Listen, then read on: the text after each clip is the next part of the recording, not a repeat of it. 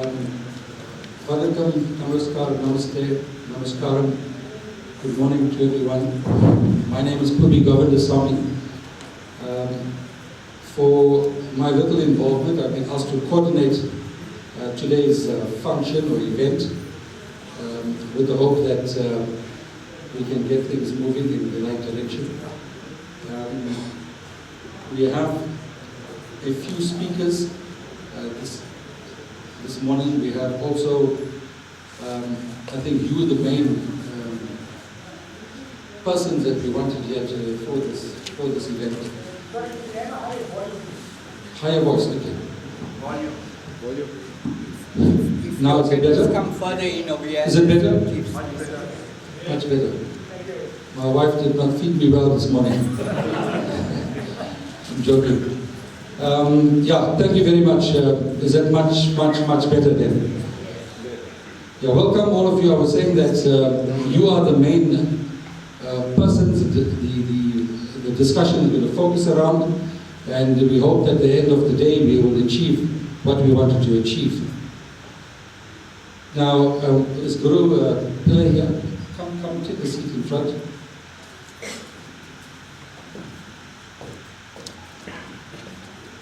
We're going to open with a prayer, and after the prayer I'll just give you an outline of the agenda.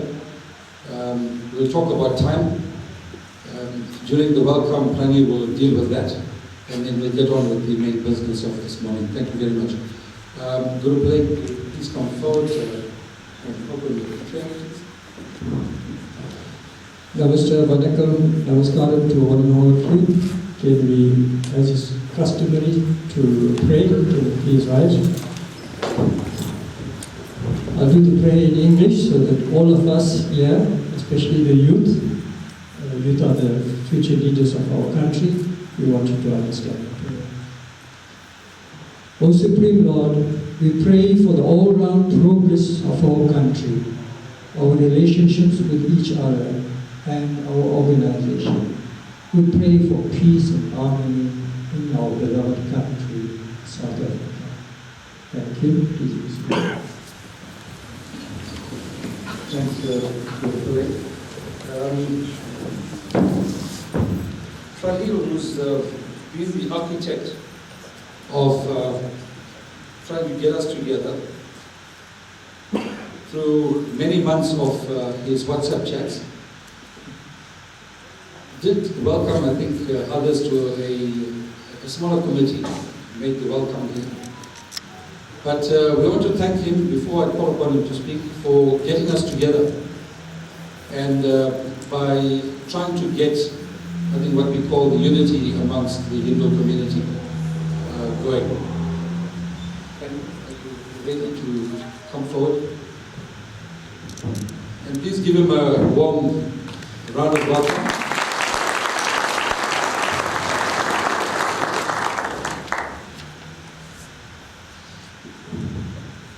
Namaskaram to all. I hope you all can hear me at the back. Yeah. There was a huge call for Hindu unity, and we set up these various WhatsApp groups with that intention of getting many on board, and let us look forward to having this Hindu unity, a united South African Hindus. Currently, we know the situation in the country, and we as Hindus don't have that solid voice. That voice can only be if we are united. We are very much divided upon language and even by our surnames. For a long time, this needs to now end. There's quite a few of us here from many organizations and also from different ashrams and so on. We'd like you all to carry the message of what's going to be today. We opened up many groups. Our Dharma has the spiritual side to it, and the other side to it is what we have opened. Things affect us like our funerals, our outreach, health, political, business. And business should be a forerunner in order for us to uplift ourselves. Also, we are here mainly for accessing our roots. In South Africa, we are also very lost, and more especially our motherland. That will be addressed also by the Indian consulate. We want to help each other to access finding our roots. It's important for us to know our roots. Many people may say, why do we need an OCI? Well, let me tell you the words of my uncle, Badri Singh, who said, South Africa is our fatherland, India is our motherland. So what stops us from also accessing this OCI? There are many, many issues and many problems we go across when we come through that on the agenda. To all, I'd like to thank you all for attending. This is the beginning of Hindu unity in South Africa, which is much, much, much needed. Thank you.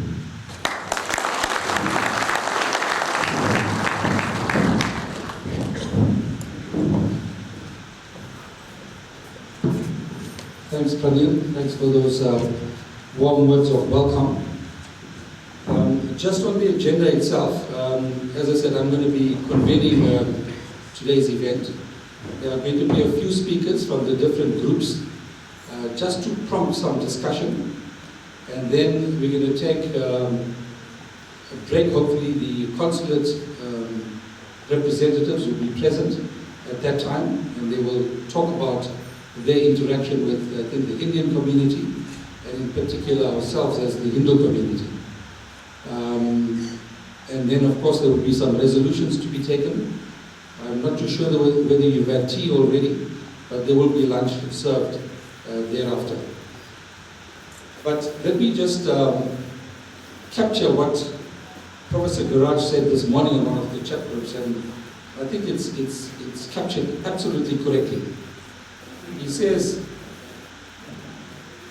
Dear Pranil, congratulations on the launch of the Hindu Unity Initiative at the symbolic University Hindu Center. When the University Hindu Center project was mooted, it was done to bring the Hindus living in South Africa to live and work together under one umbrella. In fact, the motto of the University Hindu Center is unity in diversity. This was what we advocated in 1994 when the center was officially opened by President Nelson Mandela when he visited the university in 1994 as a mark of respect for the Hindu community. And speaking about Pranil and others who assisted in trying to get this together for many, many months, he says, you have worked hard to cherish our dream, and 29 years later, you have made that dream a reality. I fully support all your efforts and will always help to foster the project. We needed this initiative in this country, and it concludes best wishes for a successful launch and the best for the future. Professor Dilip Karaj. I support that, and I'm sure many of you here this morning support that as well. Okay, so this is the launch, this is the inaugural meeting, a much needed one. Our first speaker is a lady that lectures in the health sciences, both at this institution and at the University holding all our medical students together and hoping that they can pass through our hands. But one of many, Irene Megraj, will just share a few thoughts with us on this sector within the community.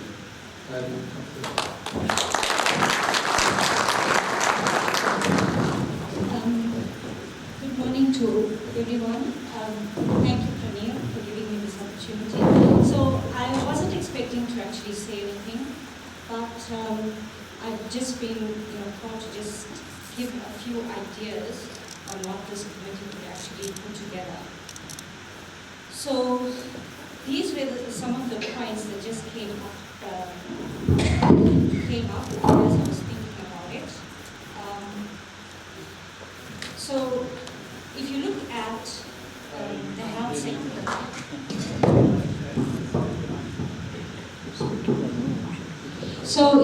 the health sector, there are various issues, the first of which is outreach. So many of you know of community organizations, and many of these community organizations are always looking for people to give talks and stuff like that. So I've been approached, for example, by my friend Amar. He's from a Hindu foundation, and he needs talks on specific diseases such as hypertension, diabetes, and so on. So I think that outreach aspect is very important. Then you also have student scholarships. Many of us know students that require money and funding, and really have a problem with paying their fees and stuff. So maybe the committee can come together to help raise funding. Also, another often ignored sector that people don't think about, this is entrepreneurship. So UKZN is actually launching a new degree, and this degree is on entrepreneurship and biomedical sciences. So I think in our community, this is something that we can focus on. For example, if somebody finds a new, as you know, we have lots of expertise in genomics and genetics, so you can find a new drug, or you can find novel drug delivery systems and so on. So if people have fantastic ideas, we can maybe pool our resources through crowdfunding to assist them. The other one is education awareness campaigns. Now these education awareness campaigns can be aimed at schools. So as you know, drug abuse is a huge problem at school level. Many of us, in fact all of us, know somebody in the community or within our family that requires help with drug abuse. So these group of professionals could come together to give talks on drug abuse and so on.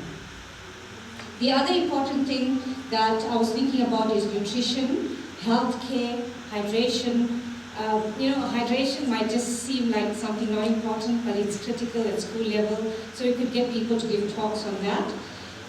Then, as you know, with regards to adults in the community, there's always, as I said, these community organizations, but it doesn't always have to be through that forum that we can come together to actually help adults with diabetes and hypertension and so on. Many of us know people that have diabetes and they've had to have amputations and things like that. So before it actually reaches that stage, who are the group of individuals that can assist them, who can come together quickly to help them? I think these are the important things, and I also get lots of, in fact, during the pandemic, I see my cousin Ritesh is just coming down. So he's played a massive role, and my dear friend Shabana Mohangi is also coming down. So these people have played a great role in the community as healthcare professionals. That's Ritesh, for example. So if you have somebody with COVID or whatever, people are phoning around and asking what drugs to take, where to actually go, and how to actually approach this. So luckily we networked enough to get all these individuals together. So to assist people that need assistance. So basically what I see this committee as doing is putting together key people in various sectors that we need to flesh out today as being important, and we can quickly then either raise funds or assist these people in order to help them. Just to give you a little bit of my background, so I lecture at medical school and at Westwood campus, and one of the biggest problems we're seeing is that people do not have sufficient career advice, they don't have sufficient funding, even amongst this sector as well. It's not as affluent as you think it is. So it's not just a disadvantaged community, but also students from this community that come with a whole host of problems. We also have mental health problems. People ask me, what is the way that we should approach mental health issues. So there's various, for example, at UKZN, we have, colleagues that have protocols that address this, and there's a step-by-step approach to mental health conditions in students that require help. So basically, you know what, all of us live in our little silos and pockets, but this is an opportunity for us to all come together, share our ideas, and help each other. And also, network for ourselves and network for the various people that require help. Thank you.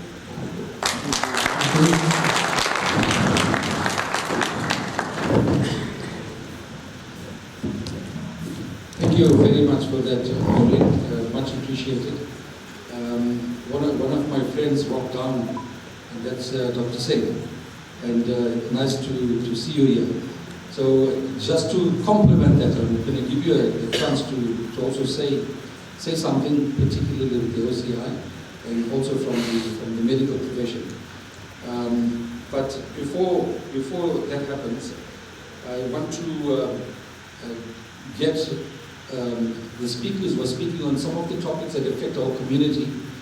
And here in particular, when we had the July 2021 riots, what affected me personally and some of my colleagues and friends in the sporting fraternity was that if there was this interaction of our communities with the different other communities making up our South African bigger community, then maybe that too could have been averted. So we have to, I think, now play a major role by getting this social cohesion together through the sports structure. With that said, I want to call upon Jay Reddy. Jay Reddy, I know I'm taking you by surprise, but I know you can do it. He's an attorney in Durban. He's also the treasurer of the South African Indoor Football Association, which is the futsal. We're affiliated to SAFA, and he will speak very briefly on that, because this is going to be one of the other sectors within the Hindu community that will take off. Jay, please come forward. I think we can do better.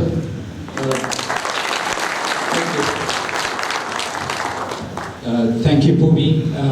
It is indeed a huge surprise, so if it's a bit incoherent, pardon me. And there are many more people in this hall. I've met a few of them as we came in, who are much more qualified, I think, to speak broadly on sport. I've had many more years of engagement than I did. But let me just try and share some thoughts, as surprising as it is. I think most of you here may be exposed to recently the group that was set up, particularly the Hindu Sport Focus Group. I think we need to just contextualize where all of this sits in the broader South African society. This certainly must not be a focus on exclusivity. It should be a focus on cohesion. It should be bringing together the different structures within the Hindu community that are focused on sport, to bring them together to share with the broader society of which we are an integral part. We are not divorced from that. To share and grow that experience, to create opportunities, I think that we very sorely need in this country. Because there's no one component that is going to bring a solution to the multitude of problems. But this component, and Hinduism in particular, has a very strong moral fiber. It ought to have. And it should be a constant reminder to us all. This thought of where do you come from is extremely important. It is something that I think we are losing, not with a view to recognizing your different skin colors or cultural differences, but losing from within, intrinsically, what is the moral fiber and where does it start from? And with that moral fiber, there are many other aspects of your being that are important. And I will focus just at this point on the issue of sport. So sport, as you know, has a long, colorful history in this country. The community, the Hindu community in particular, the involvement in sport has a long, long history. Many of those that are very interested in sport in particular would have seen, if you are on social media like Facebook, etc., the history of non-racial sport, Sapos references to the, I'm sure you would have seen a lot of photographs and other reminders of the historical past. A lot of it around football, but of course golf, cricket, in all of the courts. And there are people that have made very significant contributions over the years, but to a large extent have been lost to the development of our community as a sport powerhouse, and also to give opportunity to younger people, to those that have the talent. There doesn't appear to be much for them to do. So one of the conceptual ideas of this gathering would be to look at how one can harness that. How could we bring together a group interested in sport through Hinduism, through the moral fiber, to look at structures that can afford opportunities to those young people within your organizations, etc., that are identified that could be given those opportunities. So with sport, there have been many years of struggle. Like everything else in this country, we have been engaged in struggle for centuries, and the struggle continues. It hasn't stopped. And the big struggle now is to utilize whatever resources are available and to expose these to the broader community for their benefit. In the sport arena, we are trying to ensure that, particularly from the soccer side of things, to try and get the organizations resuscitated, to foster a greater interest in sport, to make opportunities, to participate at international and local level, to thereby create opportunities for everyone. So we can talk, and this is not a lecture. So hopefully those people that are interested in sport in particular will come together and will share ideas, and a committee could be established to look at the way forward. With those words, thank you very much.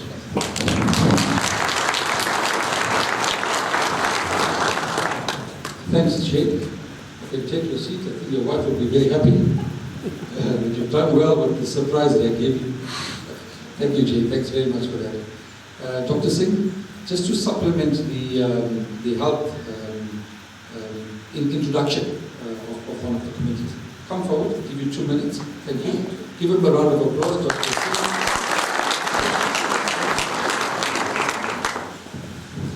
Before I start, let me tell you the history of the Center for Sport. In 1981, when I joined UEW, so you know my age now, I'm 60. So when I joined UEW, I was president of the Hindu Student Association. I envisaged to build a Hindu center which would stand on today.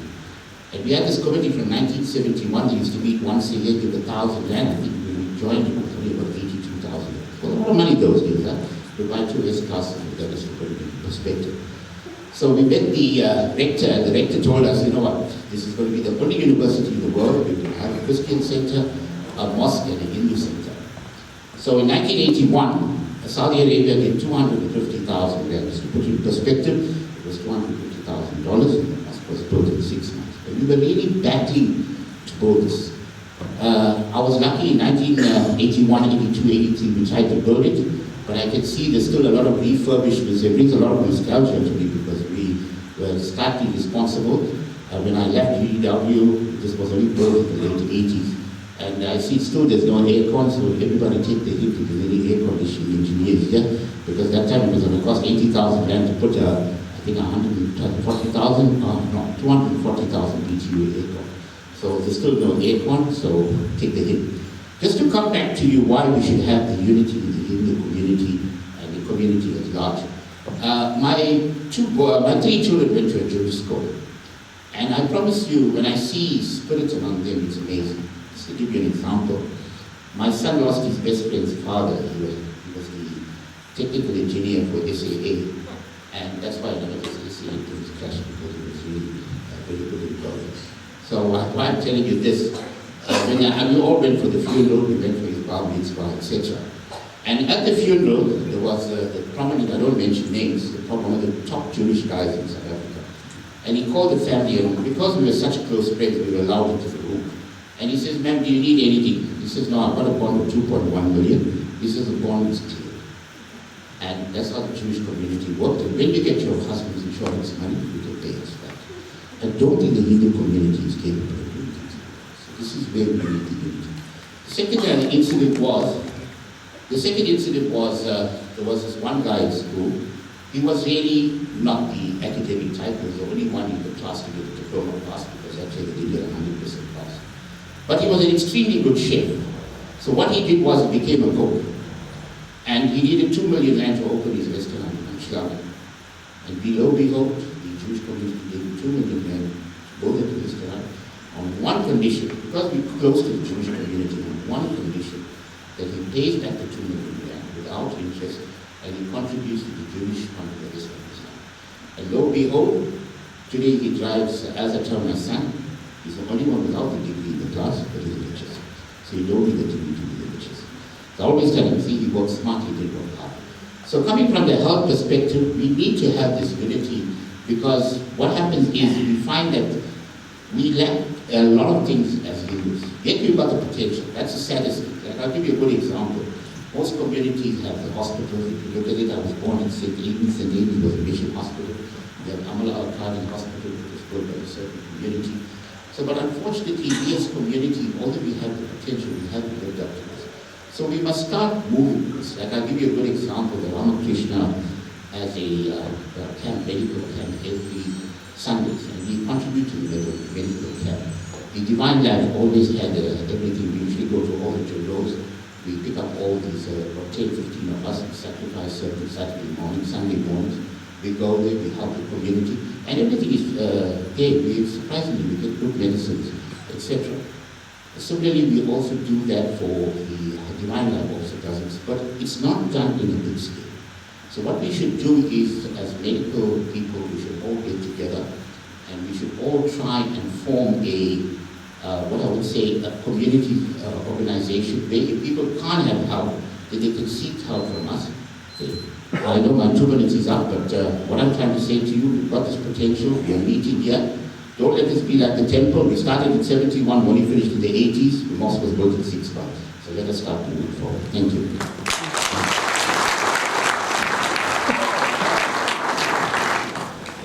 Thanks, Dr. Singh, for giving us some of the history of this building and what we can achieve and what we can do efficiently, I think, these days through the efforts of all of our people in the community. So thank you for that. Is somebody making some notes? We had the health sector speaking, motivating us as to why, the sports sector, and I now want to call upon somebody from the business sector. Advocate Laven Gopal is known to many of you here. He's a dynamic tax specialist. I hope I've captured it right, Laven. So you've also got 2 minutes, because we have a number of speakers. Thanks. Come forward.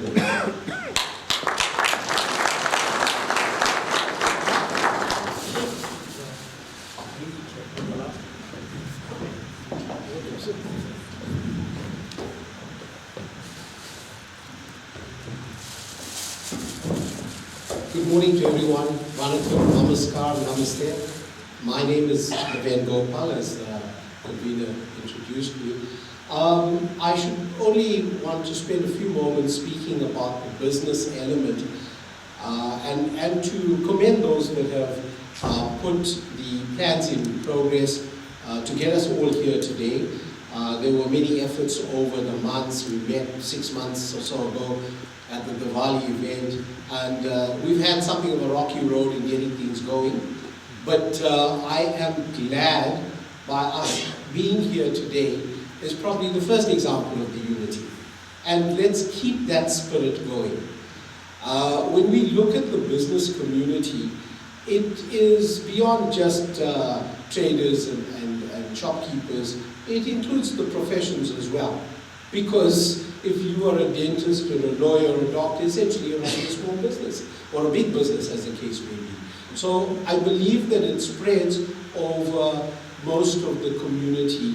And when we look at the Indian flag, and at the center you see the chakra, the wheel, let that be symbolic, that it can be a unifying force to let all of us be together and work together, and as the business community work in unison.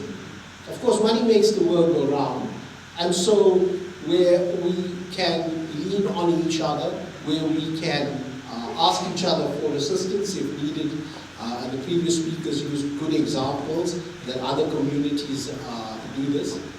We can also look at it as an opportunity to nurture entrepreneurship, to let it be a fundraiser of sorts for those that need help. Not always business help, but we could also use it as an opportunity to help in a charitable sense. So I believe that can be a very important capstone for this.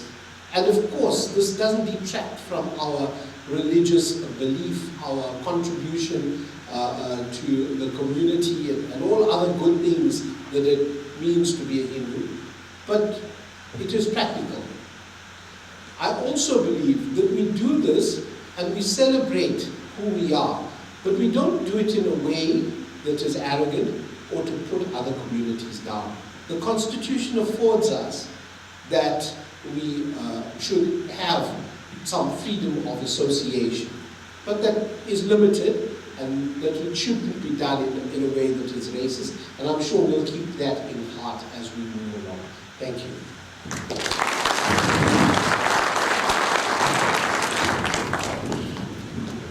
Okay, I hope that's warming up the morning. I come from Peter Marisburg, it's a little cold there. Dr. Singh, you also practice there.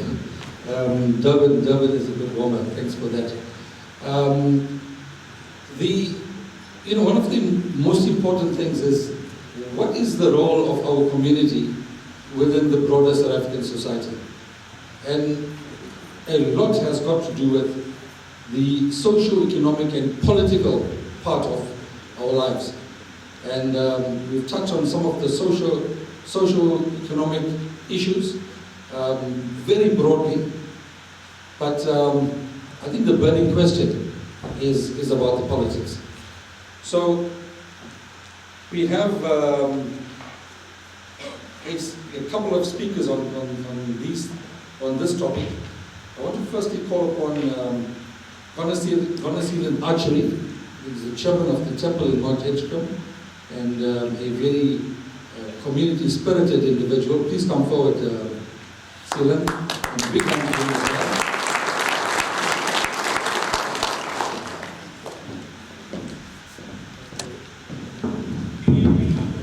Vanakkam, namaste, namaskaram, good day to one and all of you. My name is the shortened version of what the program director said. It is Gonasilan Gurumurthy Lakshman Armugam Acharya.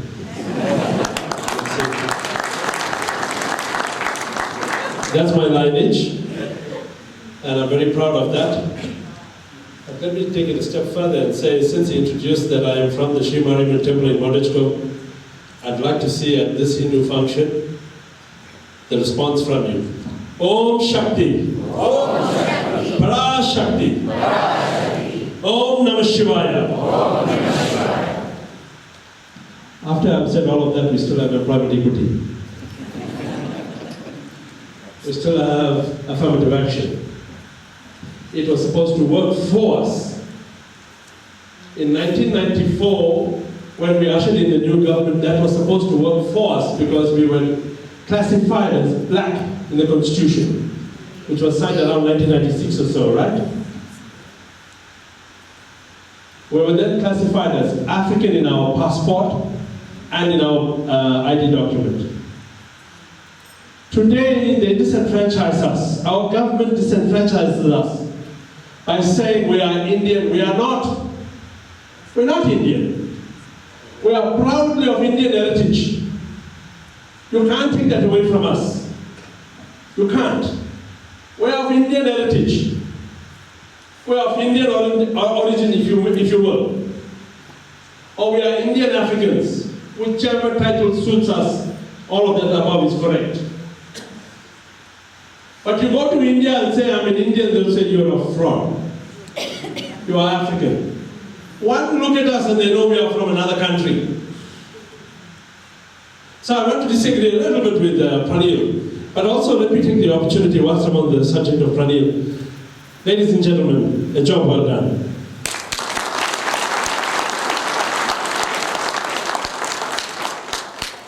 India is the motherland of our ancestors who came here in 1860 to 1911. South Africa is our motherland, the current generations that followed since 1911. This is our motherland. We know of no other motherland. So, after having fought the good fight and having succeeded, today you engineer laws against us. So one day I said at the temple, no amount of Navagara or Gara prayers will help our children get into university, or get a job, or get a promotion. Guru, I am very sorry I say it like that. But that's a fact. Because the laws of the country mitigate against that. The fellows that we call brothers and sisters are today calling us Charos and Indians. It's disheartening, disappointing. It brings us down as a community.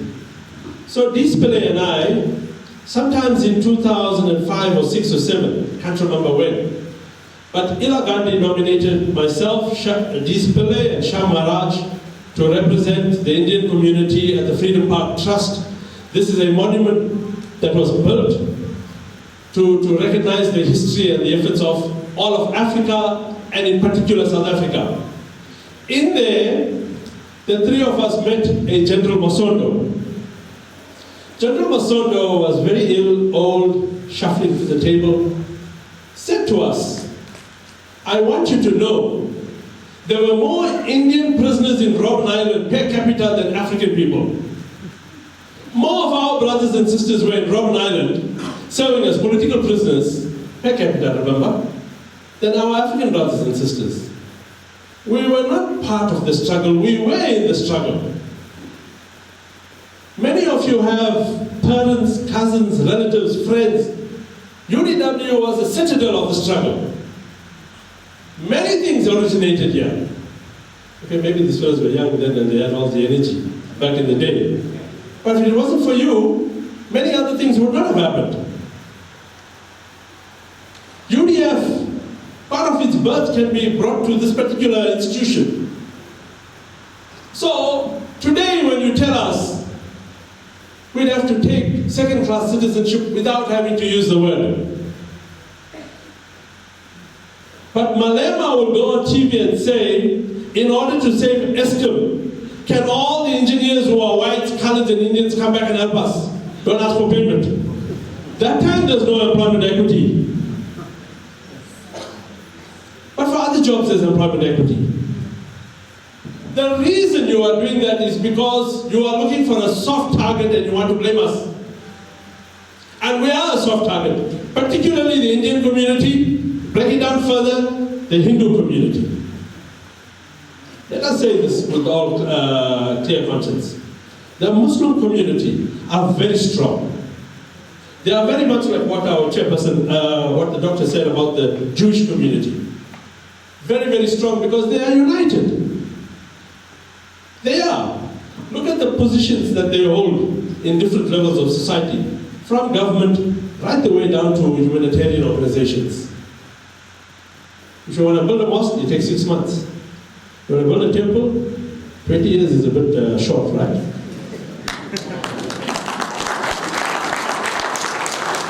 So, Chair, I'll beg your indulgence in terms of some time and say, let me tell you what we do, which is wrong. All of us sitting in this audience here will preach unity. We must be united as a community. The first thing you do is you talk about Tamils and Bredos. First fault line. But thankfully our children are intermarrying now. You can't tell which is which. The Khalid community didn't grow. But that's the first fault line. I can tell you from a position of strength, or we can tell you from a position of strength, that at the Sri Mariamman Temple, there is no such thing as language barriers or language issues. Everybody, that's their home. All linguistic groups find it easy to come there because we don't prescribe. We don't have a congregational type of audience or grouping at the temple. It is your home. Built in 1962 onwards, because the first group that landed in Montesquieu was in 1962, not 1862, not 1860. We, all of us sitting here today, are beneficiaries of our parents' hard work, tenacity, blood, sweat, tears, and slavery. And yet we can't find it amongst ourselves to be united, firstly as a grouping of Hindus, and then as Indians. I use the word in inverted commas so that we get the point across. Because earlier I said we are all Africans. But our community cannot see past that word. Sometimes you don't even believe it when you utter the word unity. You yourself don't believe it. So how is it going to happen? The other thing is, we all, many of us sitting here, revered the African National Congress. We did. I think many of us, me included, can't say the same anymore. And I was the past chairperson of my branch a few months ago. We can't. Because of all the malfeasance you see, the corruption that you see, the mismanagement that you see, there are educationists here. If we got our education right, Doc, you get your health system right. If you get your education right, you'll produce good quality workers and our business people.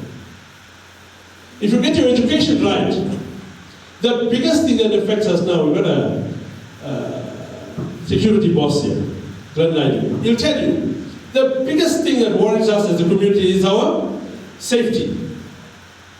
We can't leave our families at home and go to work or go to any other place because we are unsafe.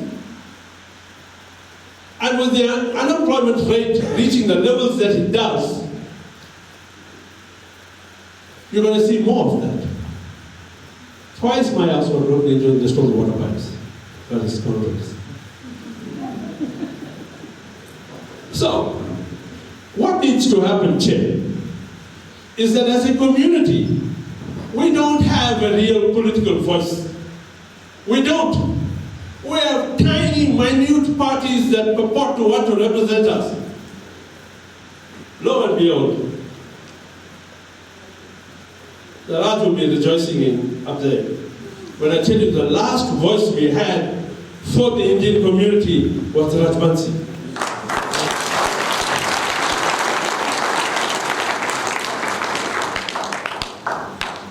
Back in the days of the NIC, we had them. We did. They were freedom fighters extraordinary. But as they went into government, as they went into business, we cannot hear their voices as loudly as it was before 1994. You can't. I mean, Praveen Gordon is one of the most astute politicians that we had in our ranks. We had Ravi Pillai until recently resigned. I can't see any other Indian getting into the KZN cabinet. After Praveen Gordhan goes in the national cabinet, can you see anybody else getting in? If you say Indian, there may be a Muslim person getting in, because they are organized. You and I are not. It is time, ladies and gentlemen, to have a strong political voice. In Phoenix, we have about 5 small parties, each vying for seats in council. Nobody is at a national level, not just yet. And what they want to do is secure themselves a position to get paid. And when you ask them, please can you help me with this? Yeah, they help you with your death certificate, birth certificate. Ask them to get you a job. They can't, because their employment act prevents them from doing anything. Ask them to get your child into university, they can't. So I'd like to say to my leaders in the African National Congress, we are not your stepchildren. We are not your stepbrothers or sisters. We are Africans just like you. Why would you accord us a separate status that takes us to before 1994? Because you mismanaged this country and you're looking for votes in 2024, and this is one way of saying to your voting community, look, I'm trying to look after you. I'm trying to arrange your jobs. What jobs? The job market is shrinking, Lamin. So whatever promises they make to our African brothers and sisters, they lie. It is as serious as that. One lie leading to another lie. You listen to a group of people, they tell you there should be no problem with this group. It has enough generation power. You listen to another group, he says go green. Green is very expensive, am I right? Going green is very expensive. You and I can't afford it. But you have the third set who says there's any number of thefts that are taking place, particularly in Mpumalanga and Johannesburg, and they drive the G-Wagon, Porsche and Ferrari. They drink Johnny Walker Blue every other day. In fact, they are pouring it and burning money just for fun. How crazy is that we can't even afford to pay our electricity bill? So I said to a colleague of mine, a comrade of mine who was chairing a mayor's in Bizo in 148 in Phoenix. If you take the pensioners, husband and wife, the pension that they earn, they can't pay the water and lights bill. They can't pay for food. They can't pay for transport, let alone clothing and other amenities that they would need to have a normal life. And then the rates get pushed up. Those people are dead before they start the month financially. But we struggle and we battle through our network of families. Should it be like that? And then they say we have a caring city and a caring government, and that it has all these systems in place to help you with your backlog payments and so on. And your budget is running into billions. Our city is now in administration. But let's also warn ourselves. Bringing another political party like the Democratic Alliance doesn't mean there'll be any great difference. It doesn't mean that. That party, born out of the National Party, only needs the Indian community for its numbers. Ask yourself if there's anybody of any serious, substantial position within the DA that comes from the Indian community. None. So we are voting for them too. So they play on our fears, and they use the scare tactics very nicely, and all of you say, better this devil than that devil.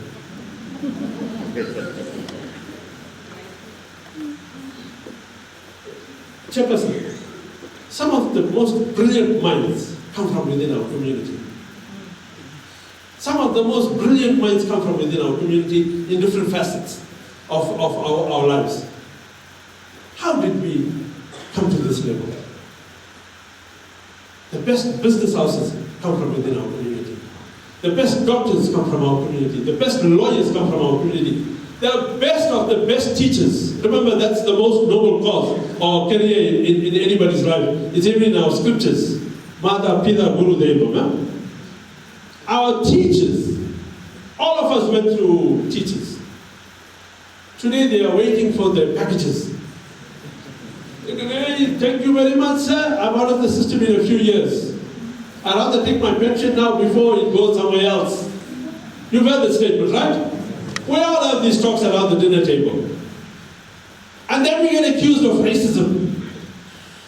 Some of us are. Let's not shy away from that. Some of us are.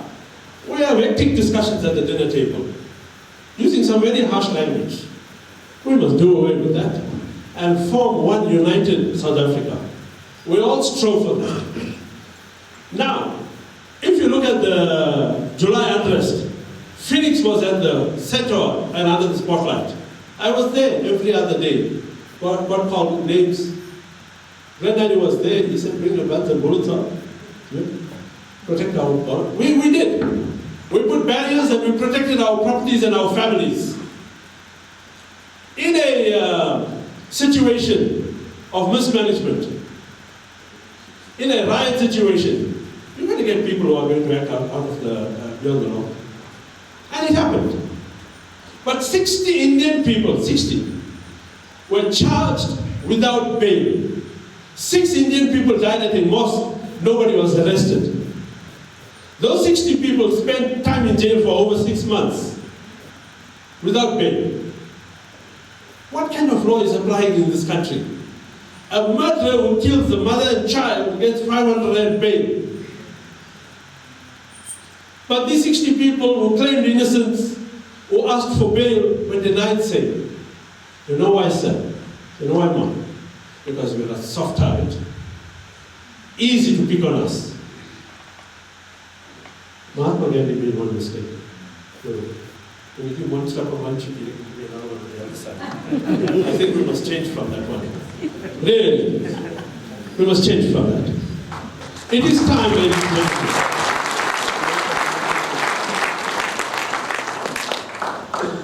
His was a different scenario, we live in a different time now. What we need to do is, and of course we will meet with the committee here, is we need to form a party that will represent our voices. We are 1.5 million in the country, give and take. But we're not only in Durban or in KZN, we are throughout the country. 50% of us, that's 750,000, if my math is correct, are voting public. The other 750,000 is below the age of 18. What can 750,000 do on its own?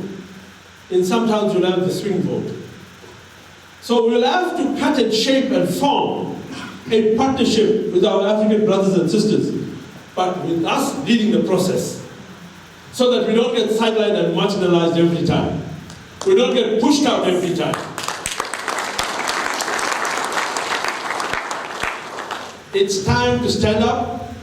I'm in the presence of the Guru and some honest people here, I can't use some French words, and show our mettle, and grab the bull by the horns, and say, if our parents got us to here, where you can build a Hindu center at a university, they would never have dreamt of that in 1860 onwards. You made that dream come true, you and your colleagues. When we built the temple at Montechko, the initial temple would have been built with shrubs when they saw the Mount, the Puttu, right? Grass and narkat and bamboo. Today we have an edifice there that is a multi-million rand building in place of Mother Mariam. We have a murti there for Lord Shiva that holds its own anywhere in the world. They would never have dreamt of that. What they dreamt of was 2 things. 1, education, education, education. 2, learn English so that we can master the language of the slave master. So that we can beat the system, not the white man. We can beat the system. And we did, only for some of those gains to be reversed. So it's up to you, all of you sitting here today, when you take back this message, either this fellow was rambling on, or indeed We need to take up the cudgels, unite as a community, not only the Hindus, Christians and Muslims, and anybody else, and with our African brothers and sisters like-minded. By the way, they are cut for too. They're valid. Really. One t-shirt, one grocery empire, and KFC Streetwise 2 doesn't cut it anymore. Doesn't. You know, after the unrest, we were taking food from Food for Life at Overrange, vegetable meals, solid vegetable meals. Our African neighbors refused to eat because they said we were poisoning it. How deep that ran, the mistrust. These are the people living in Phoenix. We can tell you that. So, ladies and gentlemen, let me tell you, anybody can spin what they want. Fact of the matter is we are facing the battle head on. It's time for us to stand up and take charge. And you must take charge from Margate on the south to Gorera on the north. And to the border in, Frontier's Pass in KZN, if that's a border town. We need to organize ourselves every inch of the way, like we did previously. We are leaderless. We don't have anybody that we can say is our leader anymore. We should now create that platform for those people to come forward. And only you can do it. Only you. Don't sit back and say, hey, they don't give a lot of speech. It was nice. He shook me up for a short while. And when you go home, that thing evaporates. It has happened. When Mandela came to Phoenix, people were being trampled to go and see him. Every single one of you hold the name Nelson Mandela in high reverence. Am I right? Many of you did not vote for him in 1994. The National Party got the bulk of Phoenix and Chatsworth. Yep. Today that same National Party is the DA. This is a man we revered as God, Nelson Mandela. My mom had the good fortune of putting a garland around him. Today, if she knows her grandchildren, oh, she's right now, but if she knows her grandchildren has a master's in technology and can't get a job because he's Indian, we should clap. So with that, ladies and gentlemen, we would like for our brothers here to please connect with you. I didn't expect it. I'll be very honest when I first started this. I didn't expect it to grow to the level that it did. And it did, and you are here. Now all we have to do is make sure that we get the word to every single person within the Hindu community and then the Indian community, so that we may stand up and make our voices heard. You owe it to your children, your grandchildren, and your great-grandchildren, if not for yourself. Thank you very much.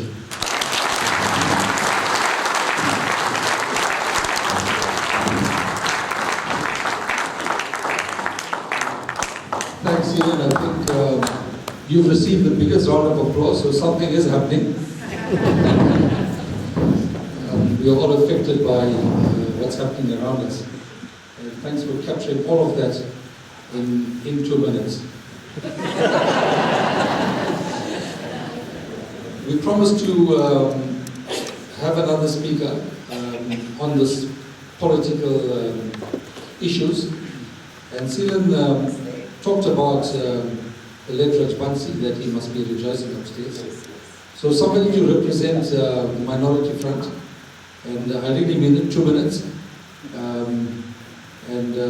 yeah, we'll listen to you. So I think representing is Viresh Bana, please come forward. Please give Viresh a round of applause. I think the embassy, somebody from the embassy is on their way, and we will be talking about the OCI and other things as well. Viresh, come to you. Thank you very much. Respected Guru, members of the organizing committee, a very good afternoon to the audience. Firstly, thank you very much for giving us, the Minority Front, an opportunity on this platform to voice our views on the launch of a united Hindu movement. Mr. Archie obviously covered a lot of pertinent issues there regarding what's affecting our communities. It is true, 100%. I come from the corporate background also. I see it happening every day. And there's much more coming on the 1st of September with the Employment Equity Bill. We've been hearing about it.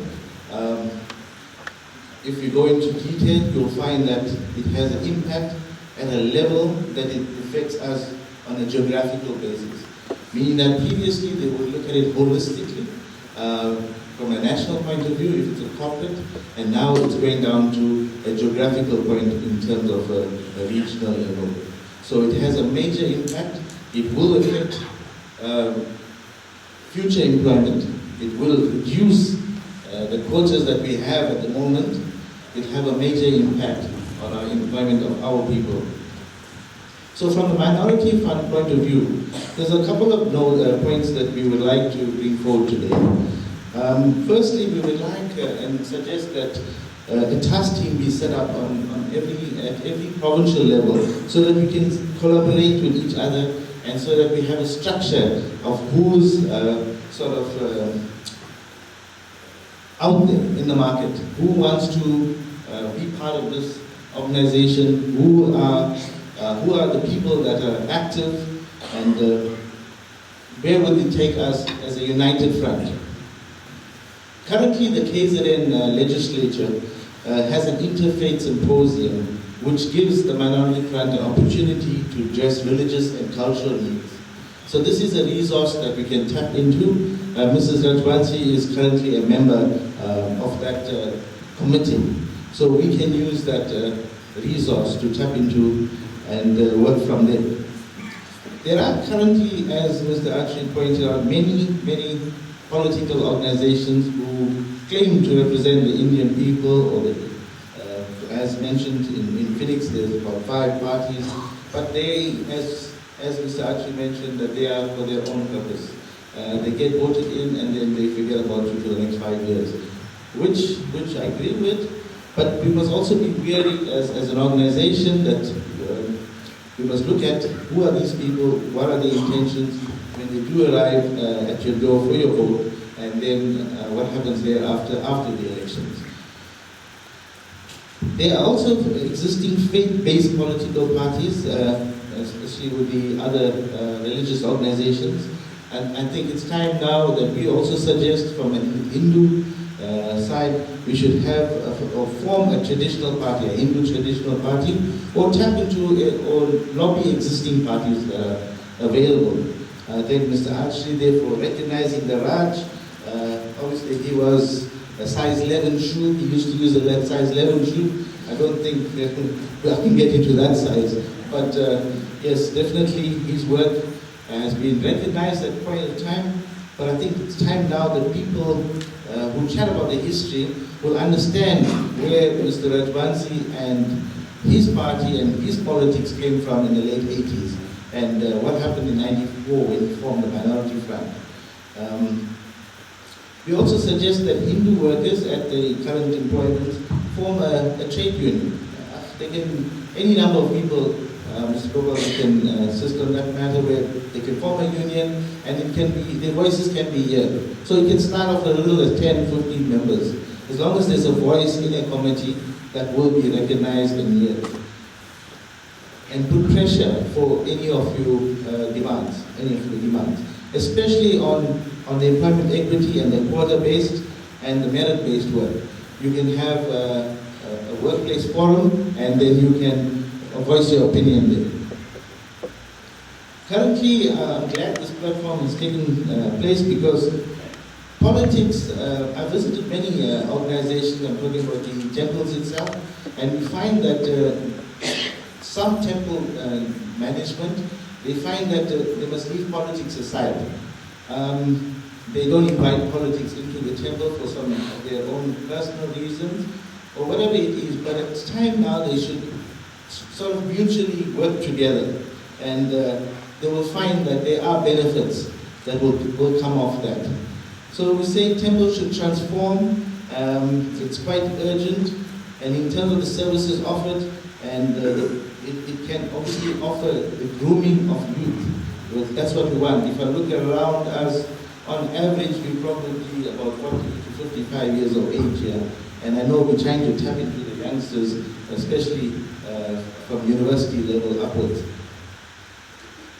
Apart from the existing business chambers that are present, and I'm sure Mr. Gopal will bear with me, we should look at taking advantage of all other programs by government, and specifically if we can look at forming a Hindu women business chamber, because women are in the forefront in the Hindu community, and that is one of the points that should be taken into account, and we look forward to participate in that also. Apart from that, a youth chamber forum to look into, as Sir mentioned there are many professionals that are coming out of universities and they can be part of this movement. Remember, the youth movement can go up to 35 years of age. Apart from that, we're looking at independent business houses or somebody, a body that can be formed where you can recognize the religious aspect of meals, like the sugar and any other labeling that's required. So it can be recognized and people can be informed of what's in these products. It's quite important that we don't just buy anything off the shelf. That's in keeping with our faith.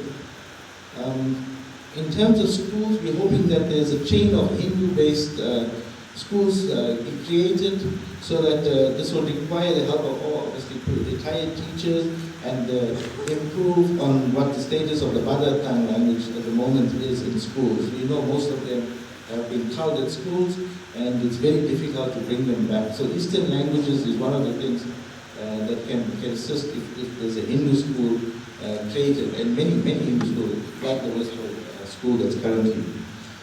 There are two goal-based programs that are currently happening and which would benefit every Hindu. They will provide incentives and employment, but we must obviously participate in it. So the NGOs, the FBOs, the PBOs, the CBOs, all these non-profit organizations, and the South African National Development Plan, which has only 6 years left as per the target of 2030. So we must have a platform so we can contribute to these SDGs, the Sustainable Development Goals. So Mrs. Judge Wansi unfortunately was not well today, that's why she's not present, but she has sent her best and she always have maintained that she's available at any point in time for any communication, and she's fully supportive of the United Movement, and we wish you all the best. Thank you very much.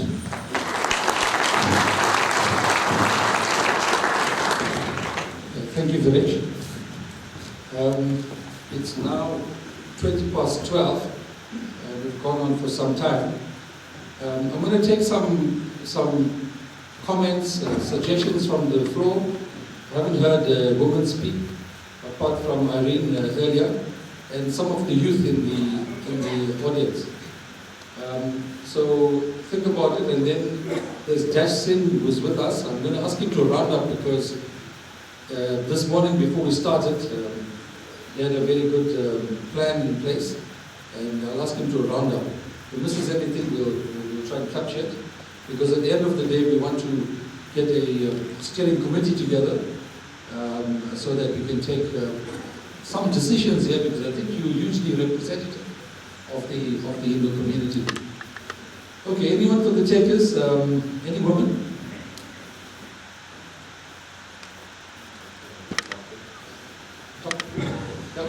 You have the couple? Thank you. And from the youth? All right? We were here in 1976, Dr. Singh.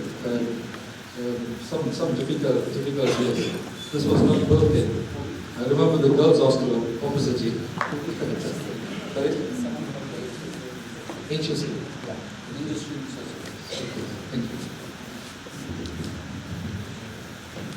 Namaskar everyone, I'm J.C. Sula. My question to the committee is that, first of all, thank you for putting this together. And, with our forefathers, When our forefathers came to South Africa, I think we were about 95% Hindus. And I stand to be corrected, I think we're about 35%. What are we going to do to change that? Because our youth do not know our Sanafi Dharma. The atheism, agnostics are increasing or they're converting. So we really need attention to that. And my second question is, with BEE and employment equity, we need to help Hindu businesses. You may be aware that there's a directory of Muslim businesses. Why aren't we doing something similar to help our Hindu businesses? Thank you.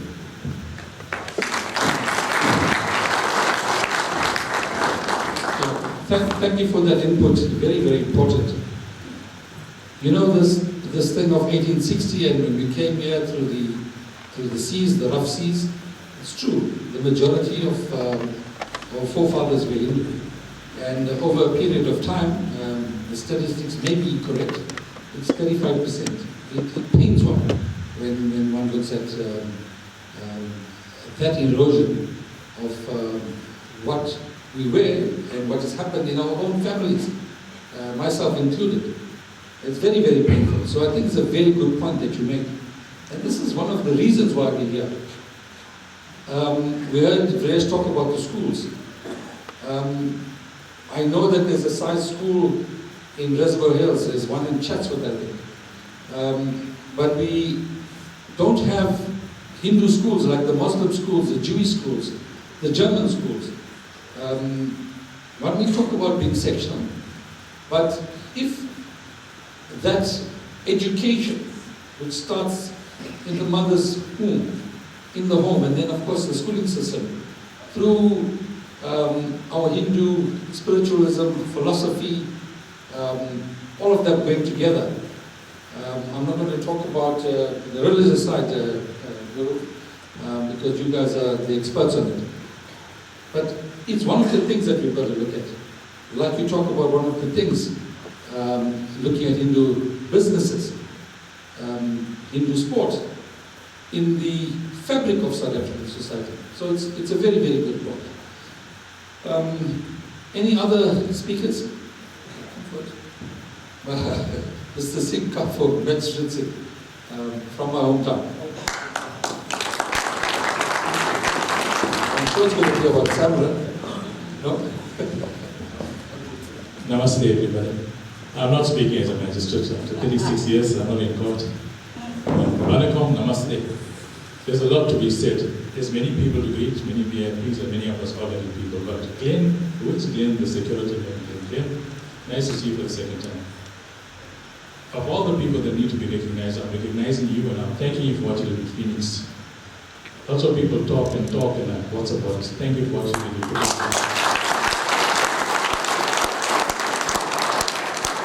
Now, I know I'm not liked. I'm never on the mic and I force my way to speak, and that's how I will always do it. I don't apologize for being a Hindu. I am a South African. I didn't forget I'm a South African, a patriotic, loyal South African. It's an African government that we elected that has now excluded Indians, not today. This employment equity didn't come yesterday. It started 20 years ago. In fact, prior to 1994, there was an agreement that whites would be given 7.5% quota, coloreds 5.5%, and Indians 2%, which means Indians get 2% of every 100 jobs, one for male, one for female. So it started then. Nelson Mandela, in one of his famous speeches, which I have, and I have limited time, said, beware of the Indians in our armed struggle. They are very clever, they're intellectuals, they may take over the struggle. I had the privilege to meet him a few times, not to speak much. I meet Jacob Zuma often. I told him, and I tell him even now, this is wrong. They all agree things went very wrong. But when an African government gave white people 7.5% quota who own 80% of the business, they knew what they were doing. They excluded Indian intellectuals who are patriotic, who are religious, and who have a spiritual-based approach to their work and to the country. Indians, among are amongst the most patriotic people we know because they serve their country and they are serving God by doing their work. And what do we have now? We have Indian collaborators, and I'm not pointing fingers or saying anything to anybody here. We have Indian collaborators who belong to institutions where they exclude Indians and they expect to be respected. We have Indian collaborators all amongst us who see Indian children being excluded but never raise these facts. Now it will come down to why people don't like. When I really don't care. Right? I'm the good guy, the non-drinker, the non-smoker, the vegetarian. I get angry with Indian girls for drinking and smoking, and Indian women, because I'm old-fashioned. But the fact of the matter is, 12 years ago, we started an equality movement as a human rights organization. So we went Hindu, Tamil, Christian, Muslim. We went minority rights, equality movement, so we brought everybody on board. Didn't work. 12 years later, the organization's founders have died because the famous people, Babsy Prasad, former SAFA member, and also ANC member, my father, A.K. Singh, all were ANC people. There were many others who I can't mention because of time. But they said 12 years ago, ANC has sold us out. Squatters have invaded every middle-class Indian area. People built houses they paid for 20 years, surrounded by squatters. How is playing football with African people going to solve this problem, really? I'm not political the conversation. How? Social cohesion starts with the governing party. And when you exclude people, where's the social cohesion? When it's time for votes. Now, it's very simple. That Unity Act must go, and the Indian government, Russian government, Chinese government, BRICS must take these issues up at an international level. The country is collapsed. And correct, the last speaker said, now that ESCOM's in darkness, and the country has been identified as a failed state, Malema's first words were what? Indians, then whites and colors must come and fix it. Indians can't fix it for free. A collapsed state. So what you do, put Indians in the entire police force. We have 77 murders a day. We have social unrest. You put Indians in all the schools. It's never going to work. We start making Indians doctors. The government is currently sued for 35 billion for medical malpractice. Because not one of the students who were accepted on basis of race and transformation make the grade on merit. So the discrimination is not just on Indians, it's discrimination based on merit, because it's the only country in the world where you expect a country to run and compete with other countries where not a single person is appointed on merit. Right? All we're saying is appointed on merit. What's wrong with that? And when I ask the lecturers and the people at university, no, there'll be too many Indian doctors. That's the case in America. It's the case in Britain. It's not a problem because you want the best doctors to treat your children, your mothers, your fathers, and people who are dying. Here, no, we don't want it. And that's just one symptom of this problem we have. Right? Now, let's talk about having a Hindu organization. A proper Hindu. What's wrong with that? There's Muslim organizations. Now, the most I've learned came from Muslim brothers. They meet regularly.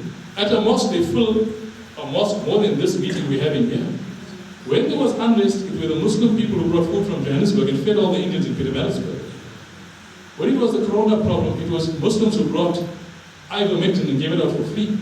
Then I found out about ivermectin and we got it from Muslims and gave it out for free. When a Muslim person's house is burned, the entire community fixes it the next day.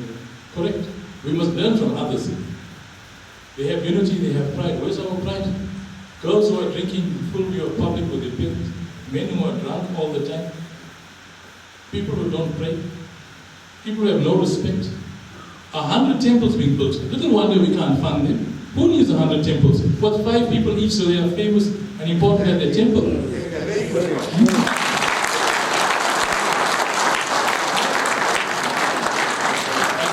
The traffic is nice, but it doesn't change where we are. So we got Rama Krishna, Hare Krishna, food for life, everybody cooks, and they get their photos in the papers. And then we have Gift of the Givers, where everybody puts things together, and we have the most powerful humanitarian organization in the world, which is essentially a Muslim organization, and hats off to them.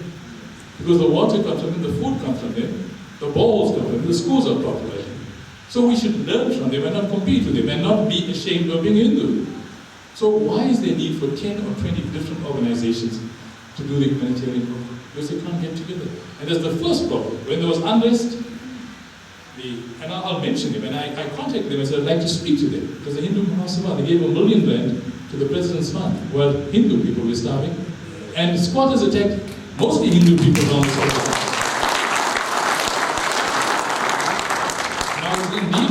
to attack people publicly, so I phoned him a few times and I'd like to speak to them. I want to meet him. I will drive there, we can have tea. Because that's how you deal with things within your community and within your religion. You don't badmouth people in public. They refuse to meet. I then posted on their Facebook, I want to meet you to discuss this. And they blocked me. And it carried on like that. There's got to be private, robust discussions where we deal with these issues, just like other communities. Why does everybody want to put up their own temple? Why does everyone want to become a religious leader? We all aren't religious experts. Now, the purpose for this meeting was religion. We're pushing an agenda to get Hindu unity. We should. We must. There's Al Jamaat Party. There's about 4 or 5 Christian parties. There's 4 or 5 Muslim parties. Now in Johannesburg, the swing vote somebody mentioned is very important. You take 1 seat and you become mayor. In Durban, if everybody in Phoenix and Chatsworth didn't vote for the DA, the Indian community would be in power because that swing vote that the ABC and those minority parties gave put the ANC in power. It wouldn't have been like that. In Pietermaritzburg, it's the same. So we need to work together where we forge a group of people where we don't have personal interests. I can't take a job as a politician. But we also must guard against people trying before 2024 to create new groupings and push them in a certain direction. We must be very clear. This is to scrap the Employment Equity Act, which is racist, which is against international law, and which some of us are trying for years to take to the United Nations without help from Indian lawyers, because everybody wants something. And there are many people who are interested in their own personal careers. I've been working for 36 years. I was a magistrate at 21. I've been threatened to be charged by the government forever. They'll never succeed. It has affected my career. I don't care. I had a child. When we started SAMREM 12 years ago, my daughter had 90-something%, couldn't get into med school. Karma, because I didn't win this fight for the Indian community, so my child suffered. So be it, she's an electrical engineer. She gets 6 jobs from international companies who can't work in South Africa. But the lights are going off, and Indians must work for me. So I promise I won't speak for long, but the purpose of this meeting, we must stay the course. It's for people who are interested in the Hindu community, who are not pushing an agenda for other political parties, who want to scrap things that affect the Hindu community, strengthen the Indian community, and unify the Hindu community. If that's what the sole purpose is, then I'm all in for it. By the way, the last thing is, Julius Malema called us coolies, as your member. I charged him. He came down, he apologized, and we said, fine. I think Uncle Premier gave him the Bhagavad Gita, it didn't help him. The second thing is, he then said Indians are more racist than whites. So they called me for the debate. I went to the SABC TV news studio, and when he heard I was there, he didn't turn up. So it was Darlene Pofu, who I still know, who's an advocate, representative. But we had the debate. But when it came to the Phoenix March for the EFF contacted me 2 weeks before the march and said, we're going to march, and that's when I met them, because nobody knew there was going to be a march. And they said, we don't want to fight. And fortunately, that march was one of the biggest EFF marches in the province, in the country, and we went up without a hitch. More recently, when they called for a total shutdown again, EFF contacted us and said, look, we want to march and make sure nothing goes wrong. And I said, Indians are never the aggressors. When Zuma was going to be arrested, and this is important, I want you all to know, when he was about to be arrested, we filed papers in the Constitutional Court as an Indian group and warned the government there's going to be unrest. Because as somebody said, there are intelligent people amongst us, not everyone wants to speak. We told the government there will be unrest, and we did that because we knew the Indian community would be attacked, because it happened in 1949, it happened again thereafter in the Iran Alliance. And we warned the government, the papers were filed. The Constitutional Court refused to hear us, but they heard Solidarity, AfriForum, the DA, the Legal System Foundation, all quite good. What happened? 2 dissenting judges who were not African agreed with what we said, but they refused to give us a hearing. Zuma was arrested, the unrest started. What happened? Mr. Singh is involved in the unrest because he knew about it. We filed papers in court, for God's sake, everybody knew about it. But what did the government say? The government says, we didn't know there was unrest coming, we never knew. And the looting carried on for 4 days. Government has lost over 100 billion, Etiquette recently admitted they lost 47 billion in foreign investment. The unrest cost 60 billion. Who's to blame? Phoenix. They to blame. But by the way, everybody there has been acquitted, although 1 or 2 died and made the arrest of police. So you can carry on blaming everybody. We need to forge this. Go ahead. Thank you very much.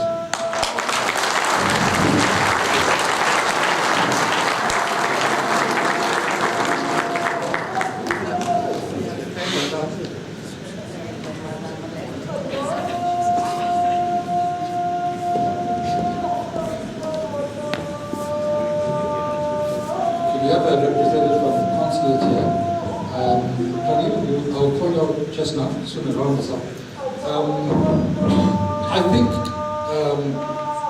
Mr. Singh has captured what Stephen has also spoken about. The general consensus seems to be that we are a body that should unite under the banner of the Hindu community.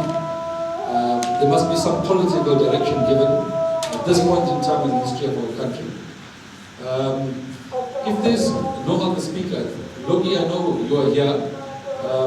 I want to give you the floor, and then I want to hear from somebody from the youth.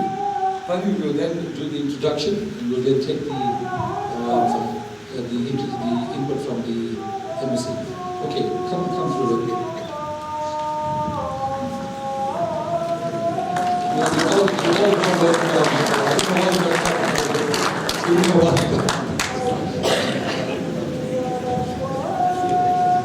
Thank you very much, Mr. Chairperson, members of the committee, representative of the Indian Consul General, Guruji, Vanakkam, Namaste, Namaskaram to all of you. Firstly, let me say thank you to Pranil and the team for getting people together. I must apologize, I arrived late. I was in a meeting with Praveen Gordon and Mark Miraj on some of the similar issues we are discussing today. Firstly, I want to say that there's nothing wrong with the Hindu community forming a powerful voice, an organ to articulate their aspirations and needs.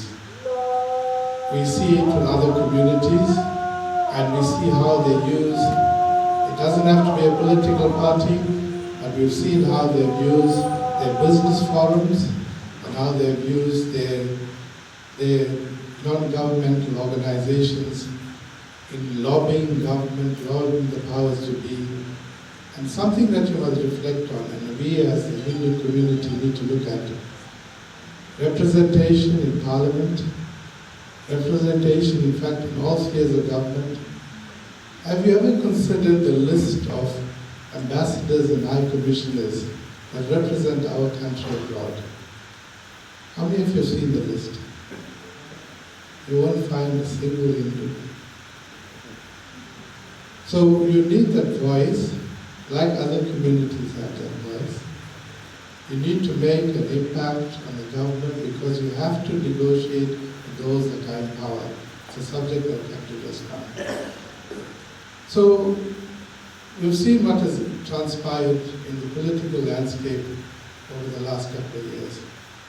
And being very honest, as a member of the ANC, we've seen how the organization has moved more towards an Africanist tendency. We've seen in recent times representation, whether it's a provincial executive committee in KZN or the national executive committee at the national level of the ANC. We've seen since the Mandela era that Stephen actually spoke about to now. So I think it's therefore important to have that voice. Now, recently we saw people like Ravi Pillai, Maggie Governor, being excluded from that important provincial ANC organ. And likewise, we saw how a Muslim female from KZN gets into the National Executive Committee of the ANC, something that we never expected, never thought about, but obviously there was some behind the scenes negotiations and lobbying. So I've made the point about the powerful role that a Hindu forum can be, even as a extra parliamentary movement, echoing the sentiments and the views of our community.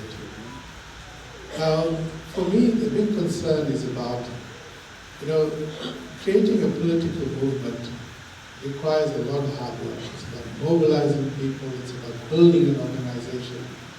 And I would like to suggest the ground is ripe for us to develop a strong civic movement in the country. There are so many issues that affect communities today, from water, electricity, sanitation, rates hikes, and property charges, and all of it. This goes on. And I think that we can build a powerful UDF type of front to take up the issues rather than getting these councils railroading some of the issues. I've been a member of the council, and I think up to 2016, we had a reasonable level of service in Etiquette. We had 8 billion rand in reserves, a AA credit rating, and today our metro is now under Section 154 intervention by the National Minister. That means he sent in a team of 4 people to oversee the city if things are so bad. The next step, if that doesn't work, is the city will be put under administration. And that must be a concern to all of us who are stakeholders in this region or in this province as such. So with what we had, a replacement of good, competent people at all spheres of government, replaced sometimes with, whether it's factionalism, cronyism, or the issue of race, we've seen the impact it has had on the functioning of this government organs. That has impacted all of our lives. So, having said that about creating this UDF broad front, and you'll find that people respond to the bread and butter issues, grassroots issues that affect communities. Now come the elections next year,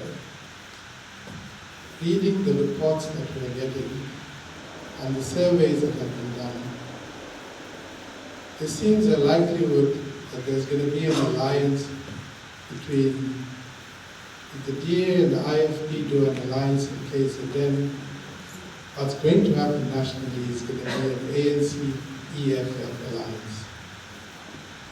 And that doesn't augur well for the country. We can't have a Julius Malema as a vice president of South Africa. So, you know, we need to make our voices heard. Oh, just by the way, this week, in our provincial legislature, in KZN, a member of the EFF stood up, pointed his finger at Maggie Gavin, the ANC MPL, and said, "You're a racist Indian from Phoenix," in the provincial parliament. And later on, the very same member stood up and said, "These racist Indians from Chatsworth must be dealt with."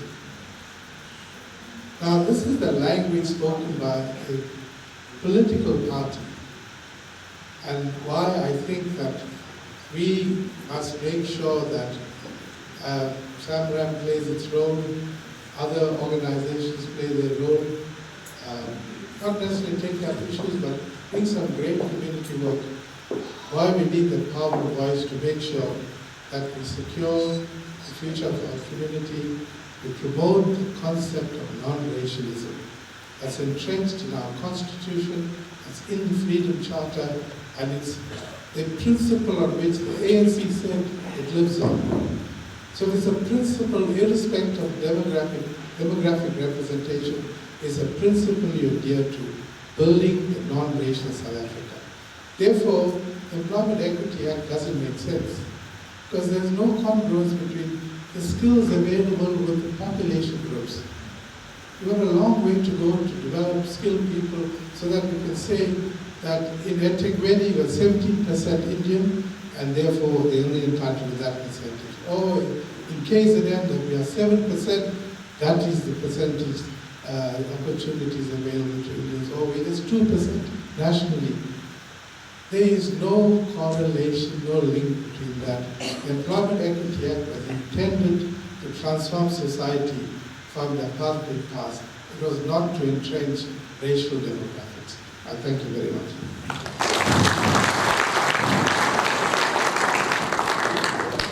Thank you very much, Logi, for that. I think, broadly speaking, then many of the speakers have spoken to each one of us.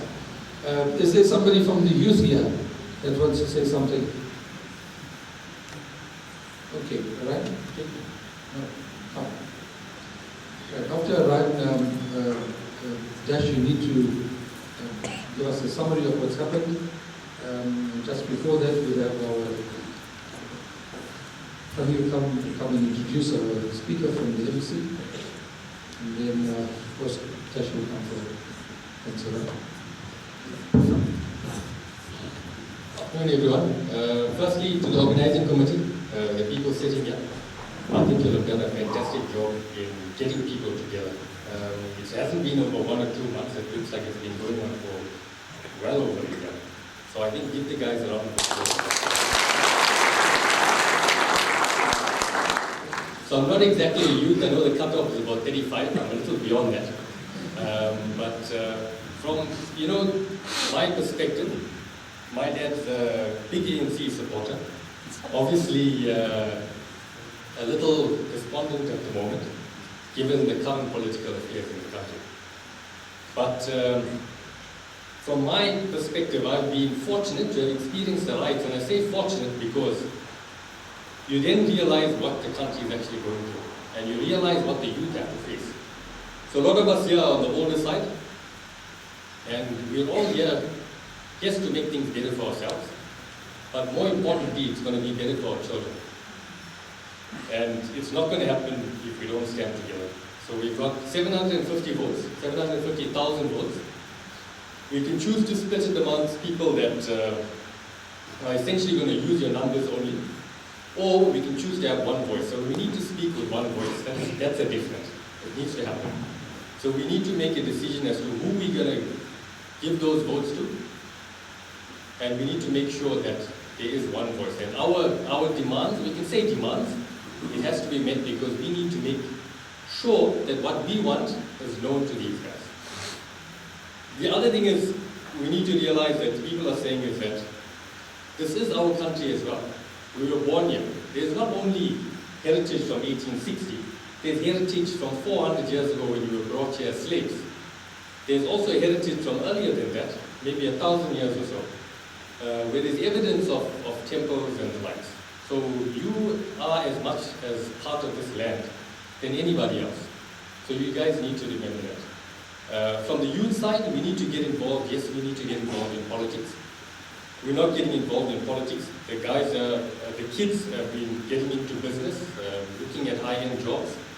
I myself and the wife have looked at what's going to happen to our kids if we don't stand together. And we took a decision that we were going to send them overseas once they got to the age that they can go. And then you ask yourself, why do we need to do that?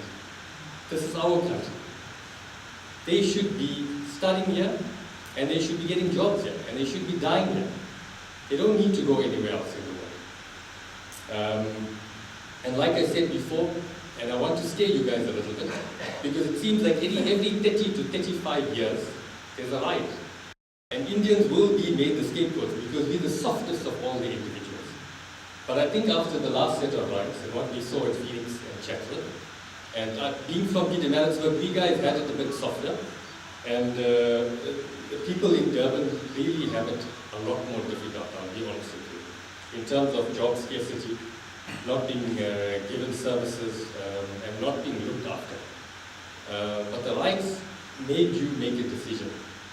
You are either going to, and we had the fortunate reality of having to stand face to face with people rioting and having to make a decision. You are either going to die or you're going to kill somebody for your families. So before it gets to that stage again, so it happened in 1949. Does anyone know that it happened also in 1985? Yes. But it's not publicized, but it's happened. And then it's happened again. So it's every 30 to 35 years. So don't give it another 30 to 35 years to happen again. Make sure we all get together and make a stand. I'm willing to fight. I'm a very timid guy normally. But what I've seen is that if we all just be quiet and accept things at face value, we are going to be taken for granted and we will have to fight again in another 35 years, if not sooner. So we've got to stand up for ourselves. So that's why from the youth perspective, maybe on a little bit on the opposite side of the youth, more towards the elderly side now, I want to say, get your kids involved in politics at university level. Get them into the SRC. At the moment, the EFF is just flattening everybody. And that's where the narrative is starting, from the educated side. So they're educating the guys that are getting out now into business, and they are creating a racist narrative. So make sure we get out there, get your kids involved in politics, push them into politics. Don't take no for an answer. Stand up for your rights. And remember, as a unified bunch of people, we can make a difference, not as a single person. So that's it from my side as part of the younger generation. Where you'll need support, we'll give you all the support.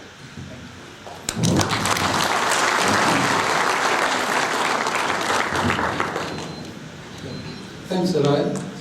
Just a confession, that's my elder son. I just wanted to call him up because his dad was speaking. But that's not true. I think he's just concerned about a couple of things. One of the things he didn't say was the education of our youth. And he touched on the university thing, which is important. But thanks, Sarai, for that. Can you please come forward? Welcome. I know many people have been waiting for this, but I think the political side and the business side needs to be really looked at. Please, I know you guys all want to hear from the consulate about the OCI and finding our roots. It is very, very important as well, but we must not leave this auditorium without electing or nominating those to be on the political side, the business side, and various other groups that we have. These are very, very important. We are not going to be able to pack our bags and leave here from tomorrow. We are here to stay. It is our home. Yes, we'd like to have an OCI. Sure, that will help us in a great way as well. But let's look at what's the scenario currently and what's going to be. It'll be selfish upon us to think that we can pack up and go, and that's impossible. If you see those who are less fortunate and who can't stand up, we need to get together, be united, especially as Hindus, to take the lead. And we have some very eminent persons who can do that for us, some great speakers who came out here and who need to lead us, especially in the political sense. I now would like to hand over to Mr. Oja from the Indian Consulate Durban, who will explain us on how we can acquire an OCI and certain regulations that are coming through to assist us further.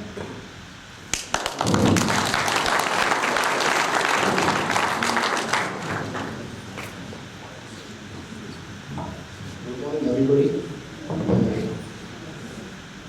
Good afternoon, everybody. Okay, my name is Mr. A.K. Oja. I am from Indian Consulate Durban. I work in the passport, visa and consular section. Okay, sir. Again, I am repeating. My name is A.K. Oja. I am the passport, visa and consular officer in the Indian Consulate Durban, South Africa. Today, the organizers have requested the consulate for facilitation of OCI and to guide the people of Indian origin about how to get the OCI for their wellness. I think most of the people have already known how to procure the OCI. OCI is basically for the citizens of Indian origin for the 4th generation in South Africa. If anybody has any problem, they can directly come to the consulate for any clarification if they have any problem in getting the OCI. Now I will tell sir how to apply for the OCI. What is the eligibility? Any person of full age and capacity who is a citizen of any other country but was a citizen of India at the time or any time after the commencement of the constitution, that is 26 January 1950. Earlier, the Indian government used to give PIO to our persons of Indian origin, but that was for a limited period of time. Now the PIO has been changed and the OCI is now given to the nationals of Indian origin. Any spouse of foreign origin of a citizen of India or a spouse of foreign or origin of an OCI card holder, if either of the couple, if one has got OCI, the spouse can apply for the OCI on the basis of his husband or wife. Moreover, all the PIO card holders can get their PIO card changed into the OCI. I think it is clear for what is eligibility.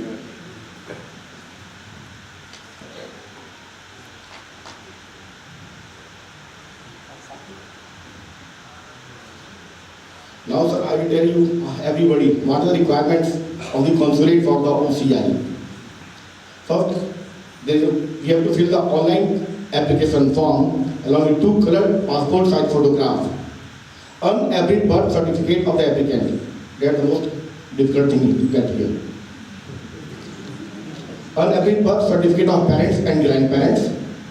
Proof of applicant's parents, grandparents, grand-grandparents having Indian nationality.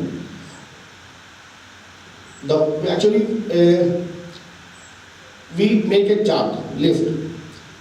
Who came first? And after that, who are the children? And then their grandchildren. And then their great-grandchildren. We have to make a lineage. We can go vice versa also. If you have not got the unabridged birth certificate, we can go by the death certificate also, in which the name of the great-grandparents are mentioned, so that we can make a chart. Yeah, this is the lineage, and then you can go for the OCI. So you don't want an unabridged certificate?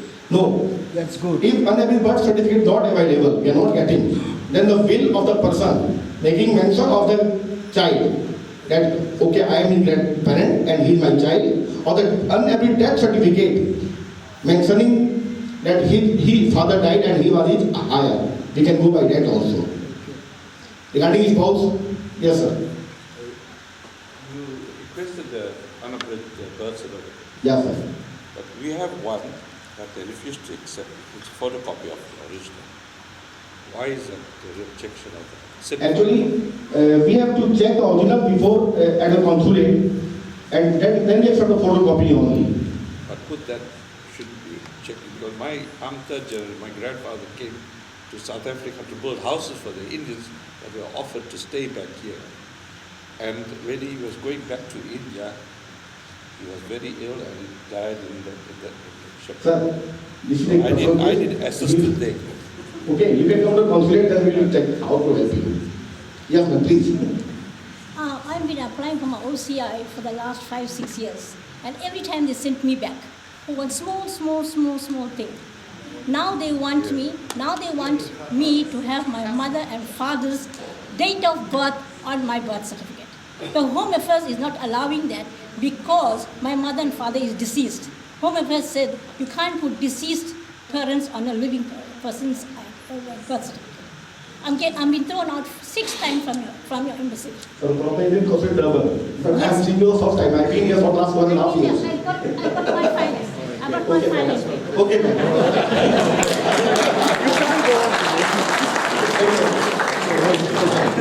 Okay, ma'am. See, it's our comment from the Indian government side that everything should be clarified before processing of the application. If we are unable to get it from South Africa, But my husband got it. yes, ma'am. My husband, my Then there are 2 options for you also. In a general phenomena, it's 1-to-1 going on. Don't worry. If anybody like this case comes, you can apply for the spousal category also, on the basis of your husband. So I will see later. See, I am already here to tell about the OCI, but how to apply for that. If everybody Can I just suggest something?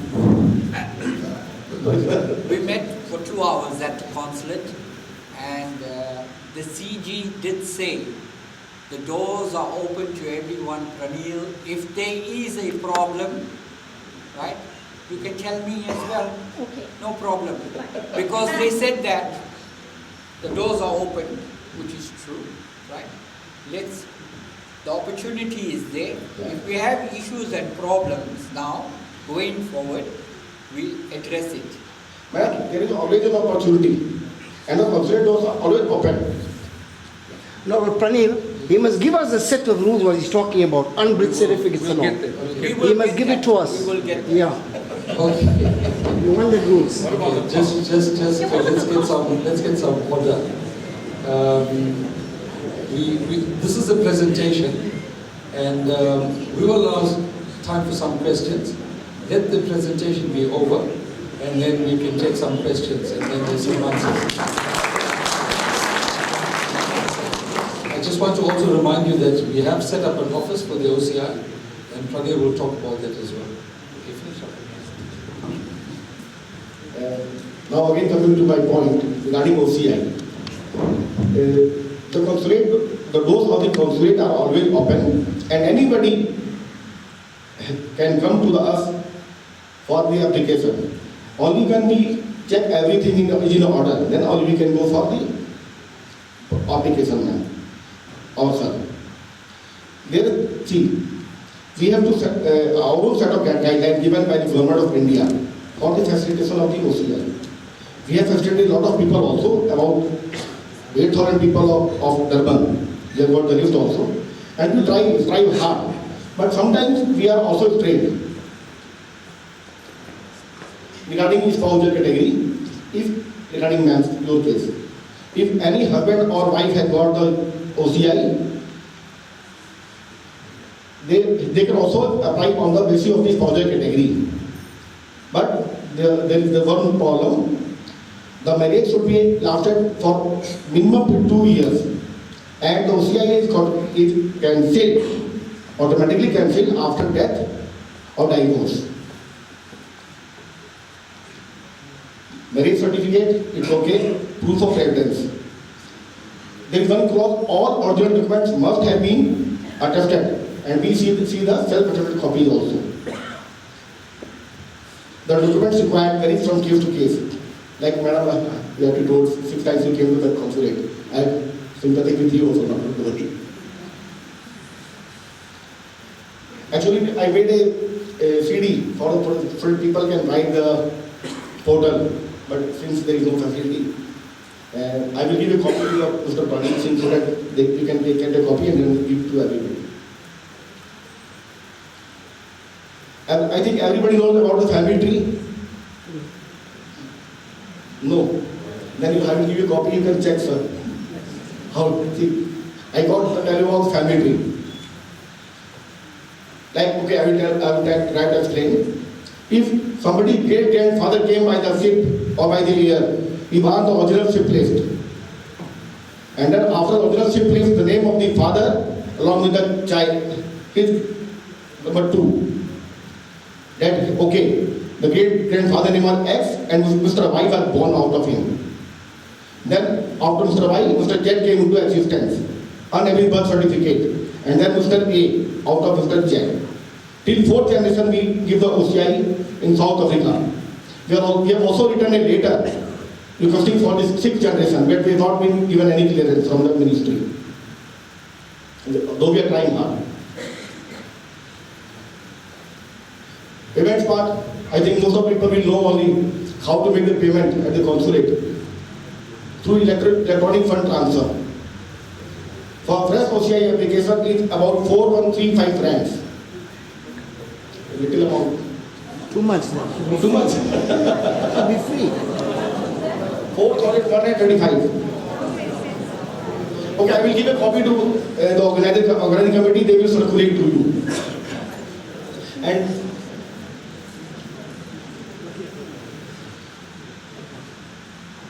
4,135. Yes, ma'am. I think everybody has got in PIO to converted to OCI. If there's a problem in the country, can we apply for refugee rights? Sir? Refugee rights? Refugee rights? Sir, I will request, no, I will request you to send a mail to us. We will reply accordingly to you.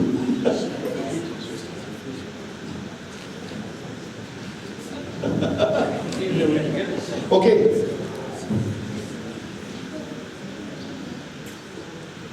For 0 to 20 years, for child between 0 to 20 years, if they have got OCI card, they don't need to reissue the OCI card.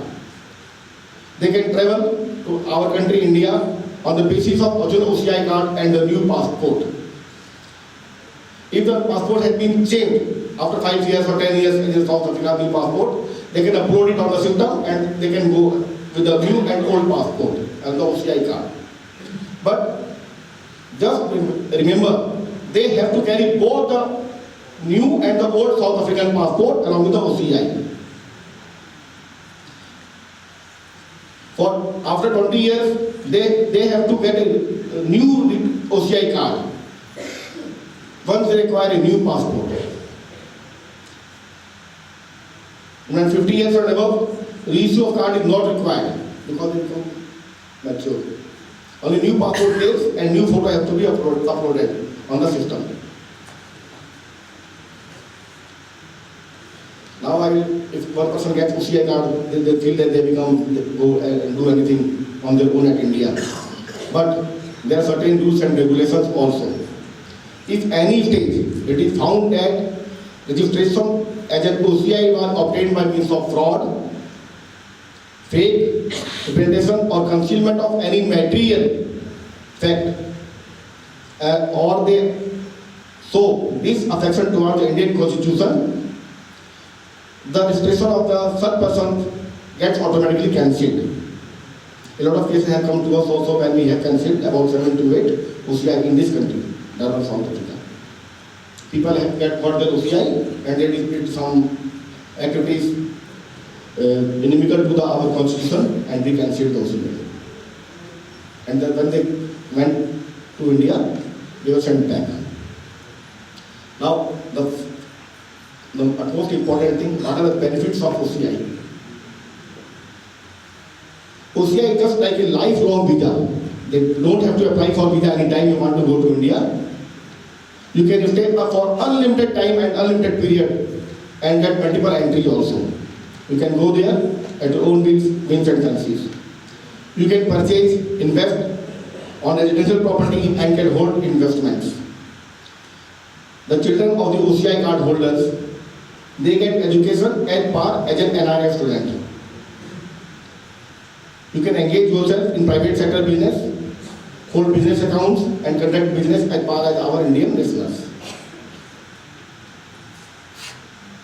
But there are some restrictions also. Again, an OCI card holder cannot purchase agricultural land, they cannot vote, they can't conduct assembly elections, any elections, they can't hold a government post also. Okay. If they want to go to research, mountaineering, tourism, then they have to take the special permission from the DM of the respective area, district magistrate. Am I finished?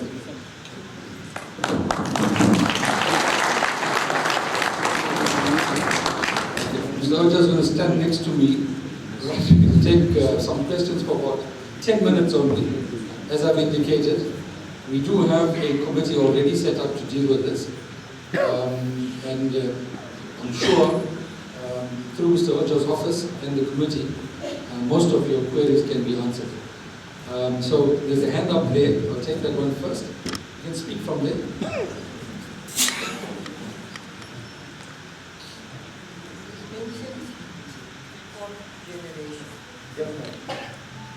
What happens if the fourth generation already has an OCI? What happens to their children? Ma'am, if the fourth generation child has got OCI, then their children cannot get OCI as per the present rules and regulations. The government of India, the constitutional government of India has not given permission for the fifth generation, ma'am. Madam, we have written to the ministry, but we have not given any reply till date.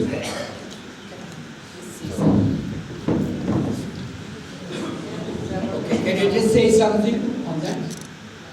That's been looked into. That is been looked into. Reason being, it's affected the Mauritians big time, and I think in the future there will be that fifth and sixth generation. They're working on that.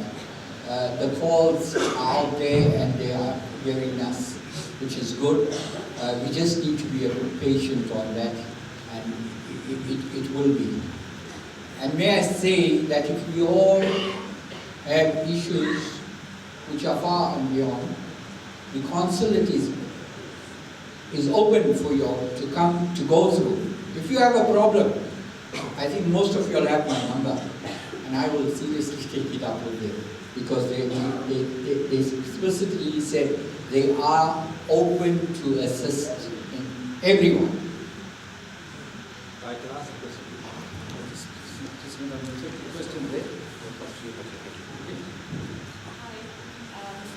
We've been trying to apply for OCA for the past 3 years. My husband is the first descendant. His father came on a ship from India. We have the original papers, also the papers from the government. The problem was the birth certificate is incorrectly stated, whereby they say that his dad was born in South Africa.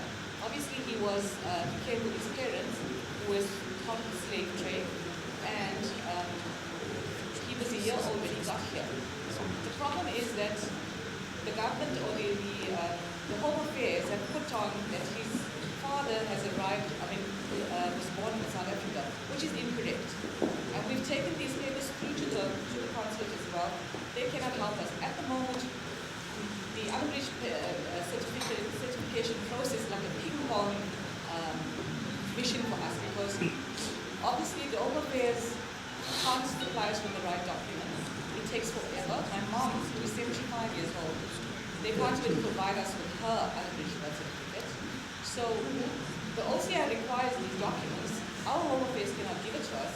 Where do we stand on an issue like that? Okay.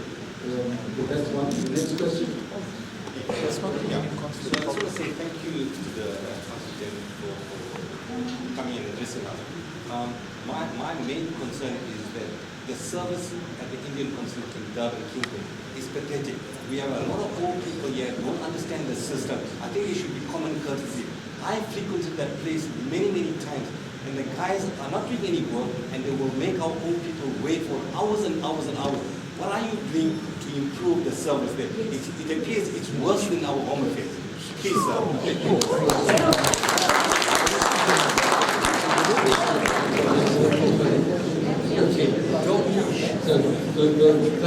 Thanks for that. But not thanks for the poor service. Oja, you heard that. I think there's going to be a big problem if you don't look after the people that you sent here. Oja, you are the consul. You brought us here. You must look after them. And if you don't look after us, we're going to talk to President or Prime Minister Modi. Yeah, we're going to be sending a delegation out there. Okay, but I'm sure Prani have a second. Oja will have a second, and Prani will round up on this. Okay, regarding what I heard, it's okay. Everybody has a right to say anything. The consulate also organizes open camp for the UCI in the multi-purpose hall. Anybody can come. Anybody. And it's open for all. If anybody has got any grievances, they can come to the consulate on the open camp, and then they can register their complaint also. You can come to the consulate in the multi-purpose hall. We organize OCI camp there. Anybody who has got anything problem, they can come to the consulate along with the original documents. Like I said, we had this meeting with the consulate, right? It was a 2-hour meeting, myself and Des Naidi.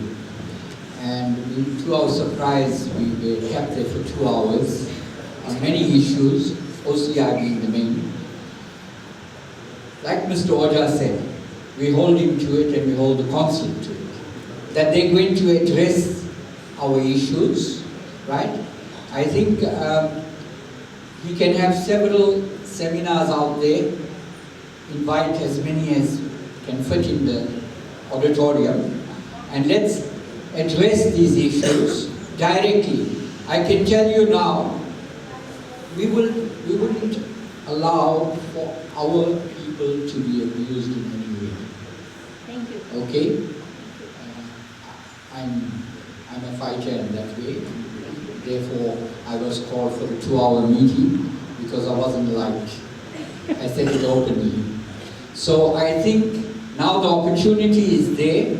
Let's take advantage of it. There's another, it's called an engineering situation, where we can obtain documents that are at crematoriums or cemeteries that are kept, that can give you easy access to your roots, which previously wasn't, but now they are prepared to do that as well. All right. If one has the OCI. Okay, all right, can I just finish off here? What we're going to do is, Mr. Oja is not going to go away, okay? He's going to be here. What I wanted to say is, don't leave, because we also have lunch that's on its way from Jewel of India. Not in India, but in Jewel of India.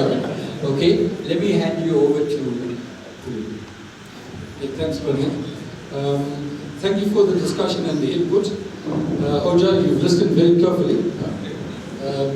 There have been many protests during Mahatma Gandhi's days, and the Indian community now here in Durban particularly is fed up with poor service. So take that message to the consulate's offices, and I think we need a little more respect and dignity afforded to some of the older people in the community. Okay, Oja, thank you for that. Okay, we are getting to the end. I'm going to call upon Dash and Singh to do a roundup, and if he misses anything, I'll come back to that. Remember, at the end of the day, the people here will form a committee called the Interim Committee of this Hindu organization, without a name at the moment. So Dash, it's up to you. Thank you very much. Afternoon, everybody. Firstly, I want to thank Pranil and his team for all the efforts that have happened so far. I'm going to ask us to ask ourselves a question. Recently, I've learned one key thing that I'm applying in my life, in my family, in my businesses, and so on. I start with my why. Why am I doing or attending or anything? If we get our why right, the rest will follow. Very, very easily. I would hate to see this poor man swamped by 50 people after this meeting, shouting at him about why they don't have their OCI card. And when I ask them, why do you want this OCI card, they can't succinctly tell me why. Oh, it's my backstop, it's my second pillar. Shape. So I'm going to move on, right? Let's not fool ourselves. I'm the blunt guy. I often say the things that other people think. So I'm going to challenge each person in this room because I challenged myself with that. Are you willing to let go of your ego around your surname? Because I want somebody to show me where is the Singh and the Maharaj and the Mudli and the Naidu with the double O and the Naidu with the U in the Vedas. Show that to me written in the Vedas. We have divided ourselves, and that is why we are weak and poor.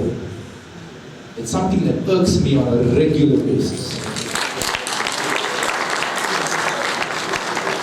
And we can, thank you for the acknowledgement, but we can clap till the cows come home and then go back home and tell ourselves, hey, that was a Bredo, hey, this was a Telugu. Not going to happen, guys. It's not going to work.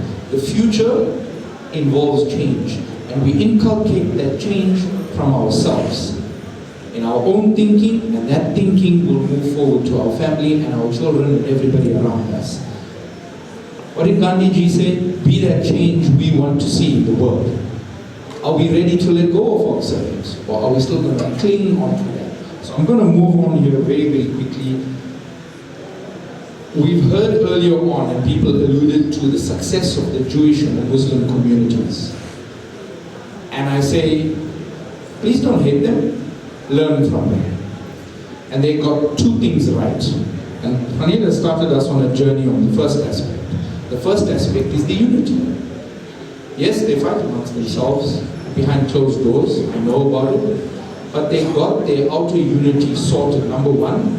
But number two, finances. Don't fool yourself. Nothing.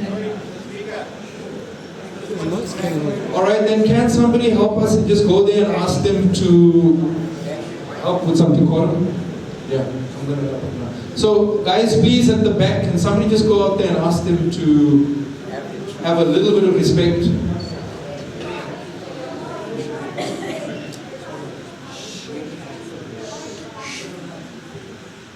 Okay, so first important item, unity. We've all come here because it got advertised and marketed as unity. What does that unity mean, and how can I and you play a role in this? I met an ex-headmaster and I used to make a joke. I used to say, every time Sattu was marching and closed school, the Indian teachers stayed at home. They didn't join the march. But when the increase got negotiated, they happily accepted the increase. So what are we willing to do? Are we willing to march? And secondly, how much of our hard-earned rand, of our family's money, of our money, are we willing to put behind the cause that Pranil and them are starting on the journey with? Because you know what, let's not fool ourselves. Nothing will happen without people's support, nothing will happen without financial support. Let's not fool ourselves. Let's get that clear today. Then I want to move on to how will this initiative not follow the same path that all the other initiatives have followed? And there's so many of them right now. I get 20 WhatsApps a day about Dash, please help with this, Dash, please help with that. Dash, please come speak to us about this. Why is this organization having one leader for the past 50 years? He is 1 million years old, his ideas are archaic and old, yet he won't step down. So Dash, this particular organization, we're separating ourselves and separating ourselves and separating ourselves. So, very quickly, what must come out of this meeting? The future is in the data. Every businessman knows this, every young student knows this. The future is in the data. Do we have everybody's name, phone number, address, and email address? Otherwise, how do we communicate with a growing group? So, my thing here moving forward, let's set up an interim committee of people that can provide the one thing that's missing in the world. Succinct, strong leadership with strategic thinking. That's what we need. That is what is lacking from way back. That's what's lacking in the ANC. The ANC is not a problem. The ANC freed us all. The ANC allowed us to buy homes in areas we couldn't before. But the fact that they've become a bunch of thieves is a separate matter. So let's set up an interim committee. All the subcommittees, like the OCI cards, like the business, like the propagation of the culture, and so on and so on. Those subcommittees, I would love to see the head of each subcommittee sit on the main committee and have a voting portfolio on the main committee. And we set up organization like that, where it struck me, and Laven and I were chatting about it a couple of weeks ago. This is the Indian decade internationally. India is at the forefront. If we as Indians in South Africa are not leveraging that, this is our fault. Those opportunities, those business opportunities, those education opportunities, those cultural opportunities, our fault. So we create that steering committee, we decide the why. Why and what is it we want to achieve? Set those subcommittees in place, create one app. We live in a technological world. Even 80-year-old grannies nowadays know how to use WhatsApp and apps and so on. One app where you load your details, we have all the data of everybody in one place. We don't run 50 WhatsApp groups and we're not sure whether it was posted on this group, on that group, and so on and so on. And we disseminate information to each other in such a simple manner, right? Our future is our youth. If every single one of us did not bring our child here, our fault. If you're feeling attacked right now, I apologize, but take that home, let it filter. Right? Are you ready? Are we as Indians ready to march? We've spoken about a whole load. Every single speaker made brilliant points. But what now? Do we just enjoy a nice sponsored lunch and go home and nothing actually happens in your home or your home or your home or your home? The world is crying out for good, strong, succinct leadership. Let's give it to them via this organization. Let's work on what Pranil and the others have set up. Run it professionally so it's not run like so many similar organizations. And I'm not slamming any other organization. I am saying we need to take the learnings and grow that next step and that next step. Our consulate is only what we allow them to be. They're the Indian consulate representing us. We must tell them what they should be and need to be. Whatever happens to Indians, we keep calling ourselves soft targets because we have allowed ourselves to become soft targets. Think about it. So, I'm sorry, I've belabored the point, and I'm sorry about that. But we get picked on. The looting, 10 out of 10, brother. 10 out of 10. You know what I saw as I walked up here? I saw his entire security team and every other security team wearing boots and clothes and stuff made in India at brilliant quality that we can leverage through our contacts at half the price of what we are being forced to buy here. Why are we not leveraging? So is everybody willing to get onto an app and start your 50 Rand or 100 Rand debit order, and when you've got 750,000 of those 100 Rand debit orders, the numbers multiply very quickly. But we have to think globally, we have to act globally, and this is a brilliant start. So, to wrap up, if anybody can and is willing to spend their time, their money, their energy to make a difference, give us your names and numbers.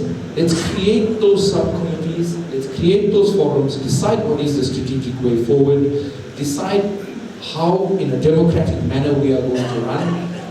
And please, I'd love to see this organization 5 years from now have nobody, zero of anybody that sits on the initial committee to still be on the committee in 5 years' time. That's a progressive organization. That's a growing organization.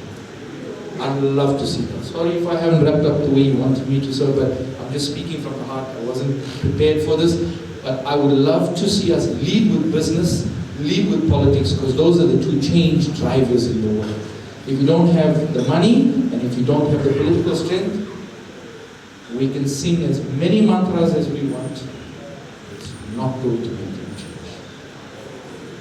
Are you in this room ready to start that change so that 10 years from now, we can talk about a meeting that happened at about, it's approximately 1:30 on the 28th of May, 2023, where we were part of that original forum, that room that started the change. Yes. Yeah. Thank you.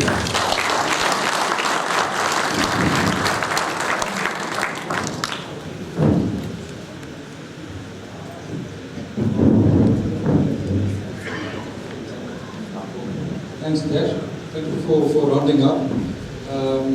Lunch will be served shortly.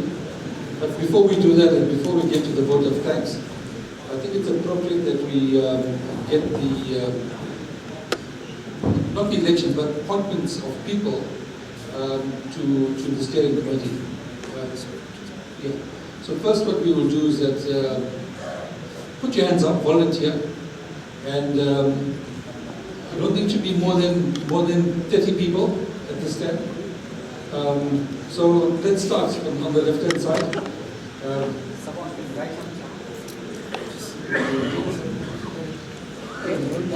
Volunteer. Can somebody take this?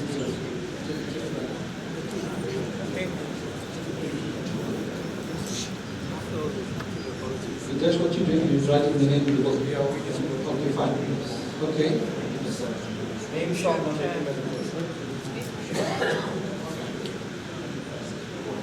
know what, if anybody has any speciality or anybody can assist in any way whatsoever, it would be fantastic. If we have some young coding programmer here that can build us this app, and apps can be built in 24 hours. If somebody can build that app, yes. Oh, well, there you go. Look at that, guys.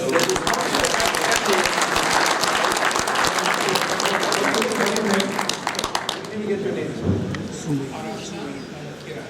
Thank you very much. I do want us to shy away from one thing, because I got slammed when I said this one day, that at our crematorium, you can't even donate a bench without putting your name on it. That's one of our problems, guys. We must move past it, but thank you so much for that. Okay. Kudos to volunteers on the left here. Any other volunteers that are willing to help, who have any form of skill, just give us your name, phone number, and email address. If you, yeah. Yes. You've got a sheet of paper that you can just write your name down, your cell number and email. It will also help us.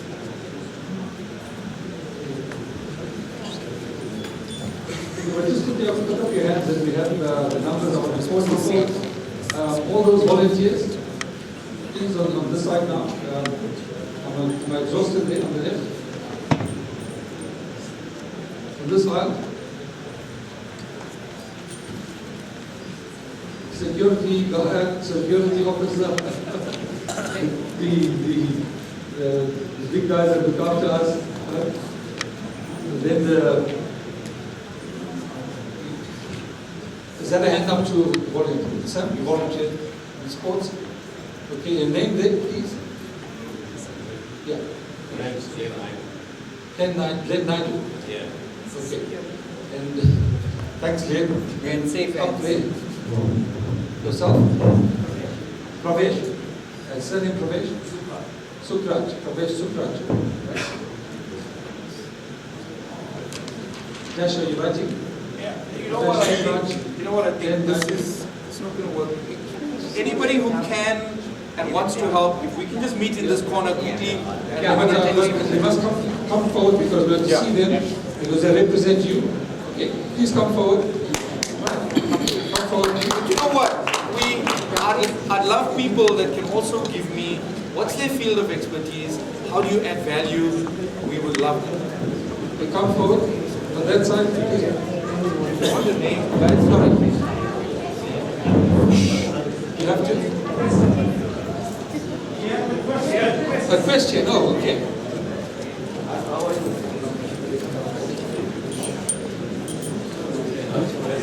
Okay, come.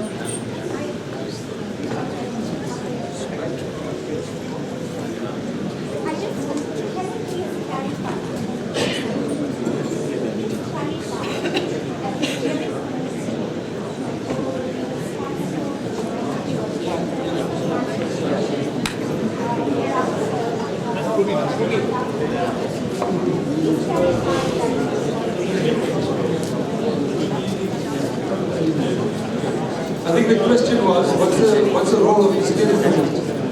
The first thing the steering committee has to do is to formulate a constitution under the name of this organization, the broad heading of in the organization. Then of course its aims and objects, its powers, and then come before you again to adopt and then to adopt the constitution. I think we have a lot of numbers here.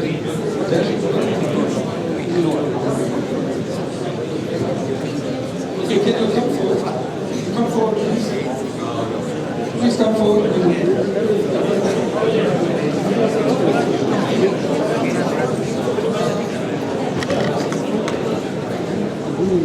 Guys, come.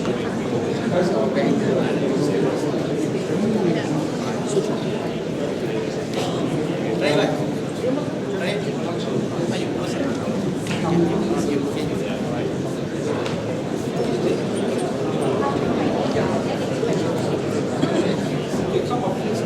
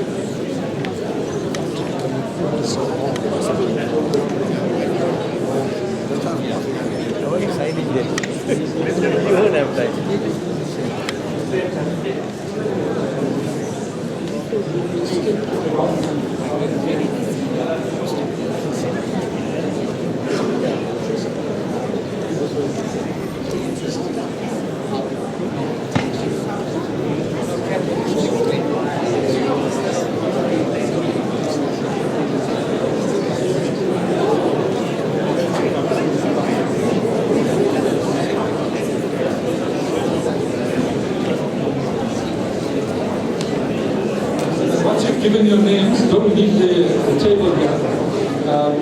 You'll then recognize who's your steering committee members and who's going to take this process forward. So just be patient.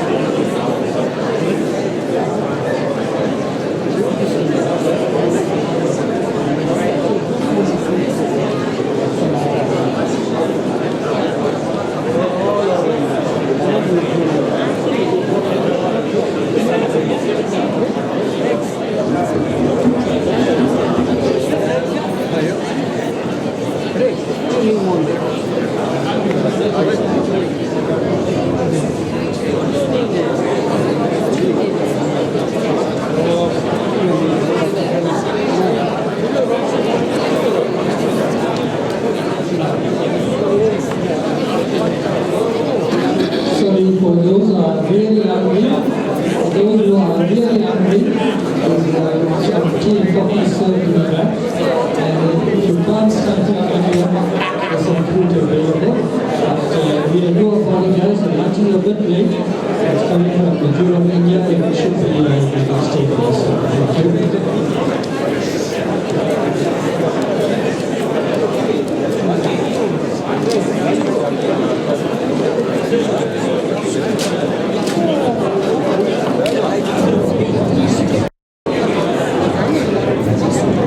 Thank you.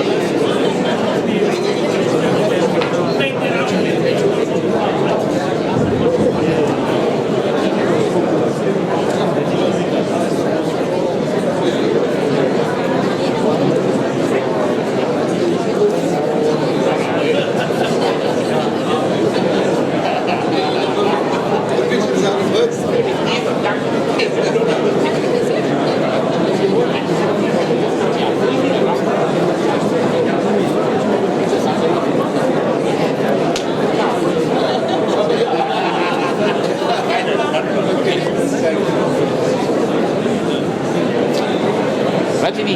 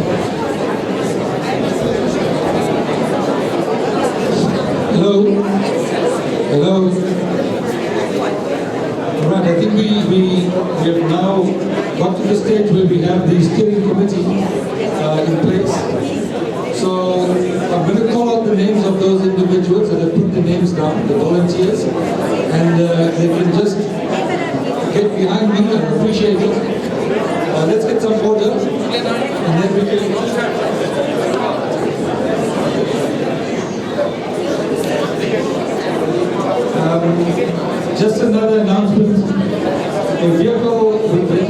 number HG39JGGB is obstructing traffic. If you all please assist, clear up any obstruction. It's HG39JGGB.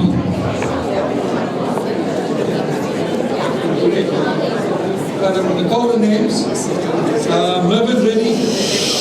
Mervyn ready? Guys, please. Just 1 second. Guys, please. Let's just give the man a hearing. Otherwise, this is not going to move forward. Please. A little bit of respect. Thanks. Thank you. Roshni Junarai. Yeah. Roshni, come forward. Dinesh. Misya, is it? Mitsya. Mizra. Sorry about that. Sanjay Arunjit. Yeah. Kiran Maharaj. Jay Reddy. Deo Kupasamy. Karan Singh Kupasamy. Ryan Govindasamy. Pravesh Sukraj. They're all behind me. Saloshni Reddy, Dhiren Reddy, Kazan Naka, Rajeshri Ashnu Rajpal, Colin Chetty, Lavan Gopal, Pat Reddy. This one is a bit difficult. Is it Magadaj? Thank you. Sealan Archery, Magadaj. Thank you. Is it Kistasha? Ready. Srini ready. Leon Kistan, Jay Singh, Shen Naidu, Daya Ramdin, Glenn Naidu, Ashwin Ramdani.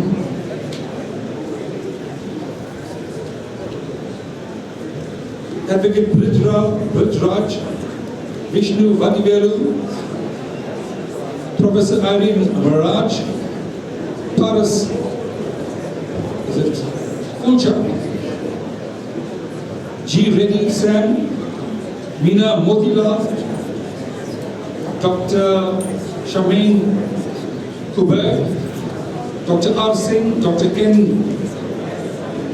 Mizra, Hira Saibdin, Pradeep Pillai, Amicha Bandia, Segan Naidu, Kamal Singh, Yogini Singh, Logini Chakalingam, Sujita Budu, Megeshna Naidu, Kashni Reddy, Ruby, is it Ruby Ramlakan?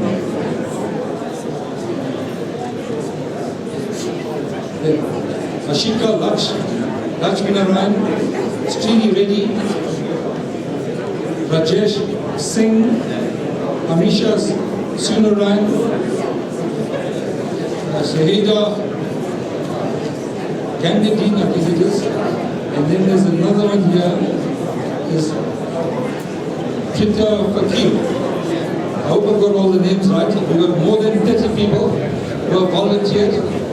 Thank you very much for volunteering. This is your steering committee. The purpose of the steering committee. Jesh, you are in the committee. The name is not there. I'm also going to volunteer. The purpose of the steering committee is to draft the constitution in the way best possible, to look at all of the things that we discussed, just highlighting firstly the political side, the issue of where our community is and how to take the community forward, also the issue of finance and all the things Dash mentioned. Okay, so I want to ask you to give the committee a big hand. Because from a historical point of view, I think this is the first in the history of the Indian community, the Hindu community in particular, at this magnificent hall in the University of Durban West Coast. Let's have a group photo, please. So we get everybody. Vina also from the Hindu Times newspaper. Yeah, thank you very much. We will ask the committee just to convene for a short while. And for a group photo as well. And whilst you look at those lovely faces, remember there's meals that will be served a little later, so please join us for that. I don't know what you're first.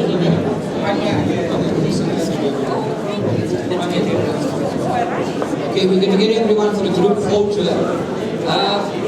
We'd like to pass a vote of thanks to those who assisted. First of all, we'd like to thank the Mahasabha for affording us the use of the University Hindu Center.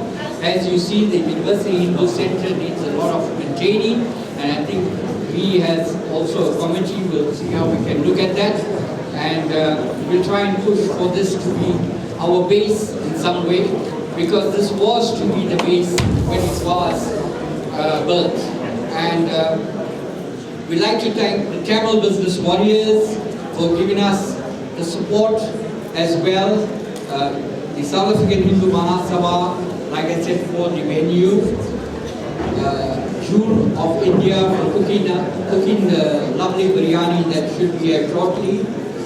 Incredible India, Oven Delights, and Bruce Basmati rice as well for giving us the rice for today's biryani. Also, we had some who donated financially as well. Pubi is one, and Neritika, and just somehow forget two others who made a contribution for us to make the event happen. The Indian Consulate for coming through to explain us, and I think the doors are open to us to get what we require. All I can say is thank you for all the committee members. Remember, I am just not here for leadership in any way. I am here to serve.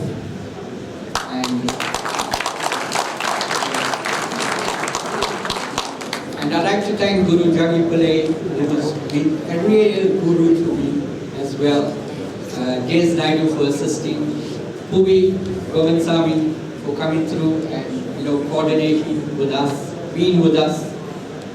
Together we can make things happen. And let's spread the message. Yes, we are going to go to Gauteng as well in the near future and various other areas like Sealand has been mentioning. And I think we need now to move together strong, and let's do it for our people of now and the future. Thanks.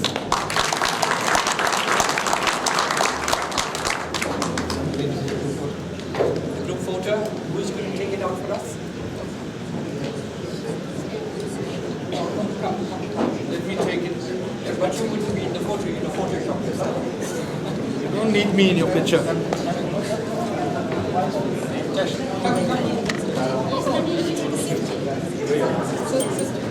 No, the light is. There's somebody there, you there's somebody.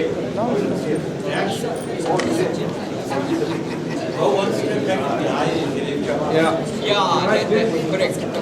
Right. Light is bad, but anyway, guys, it's just come a little bit more together, please. Right. Can't see you. Okay, 1, Ryan? 2, 3, and another one. Stop flash.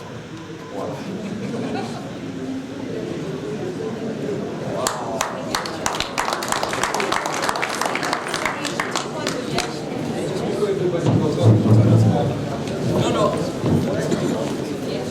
Please wait for lunch. We have lunch for like over 300 people.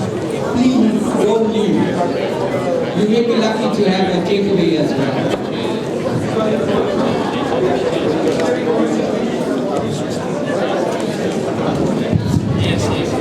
Please, committee members, I've been tasked by the chairperson to ask you not to leave so that we can coordinate the first meeting hereafter. Otherwise, we run into some problems and some of you may not get the messages. So please, give us a few minutes.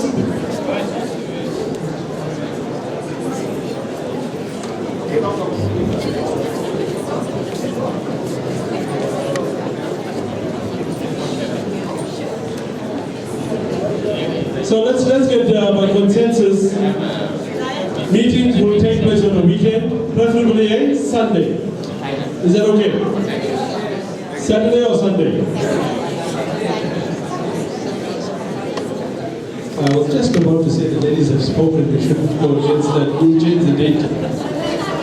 Sundays. Sunday and time? Around 11. Yeah, that's fine. So you've got enough time to get in the morning. And the venue?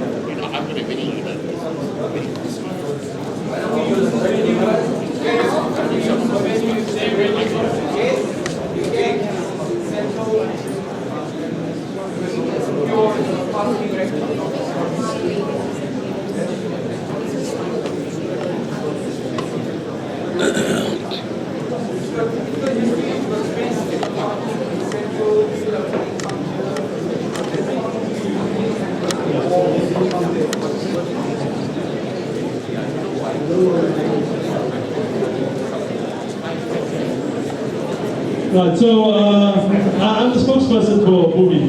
I think I've been speaking too much, right? So next week, Sunday, 11 o'clock at this very venue. Right? By consensus and by unanimous agreement. Correct. Right? Okay. Yeah, and in London veggies. It's a Hindu center. So next week, Sunday, 11 o'clock, yeah.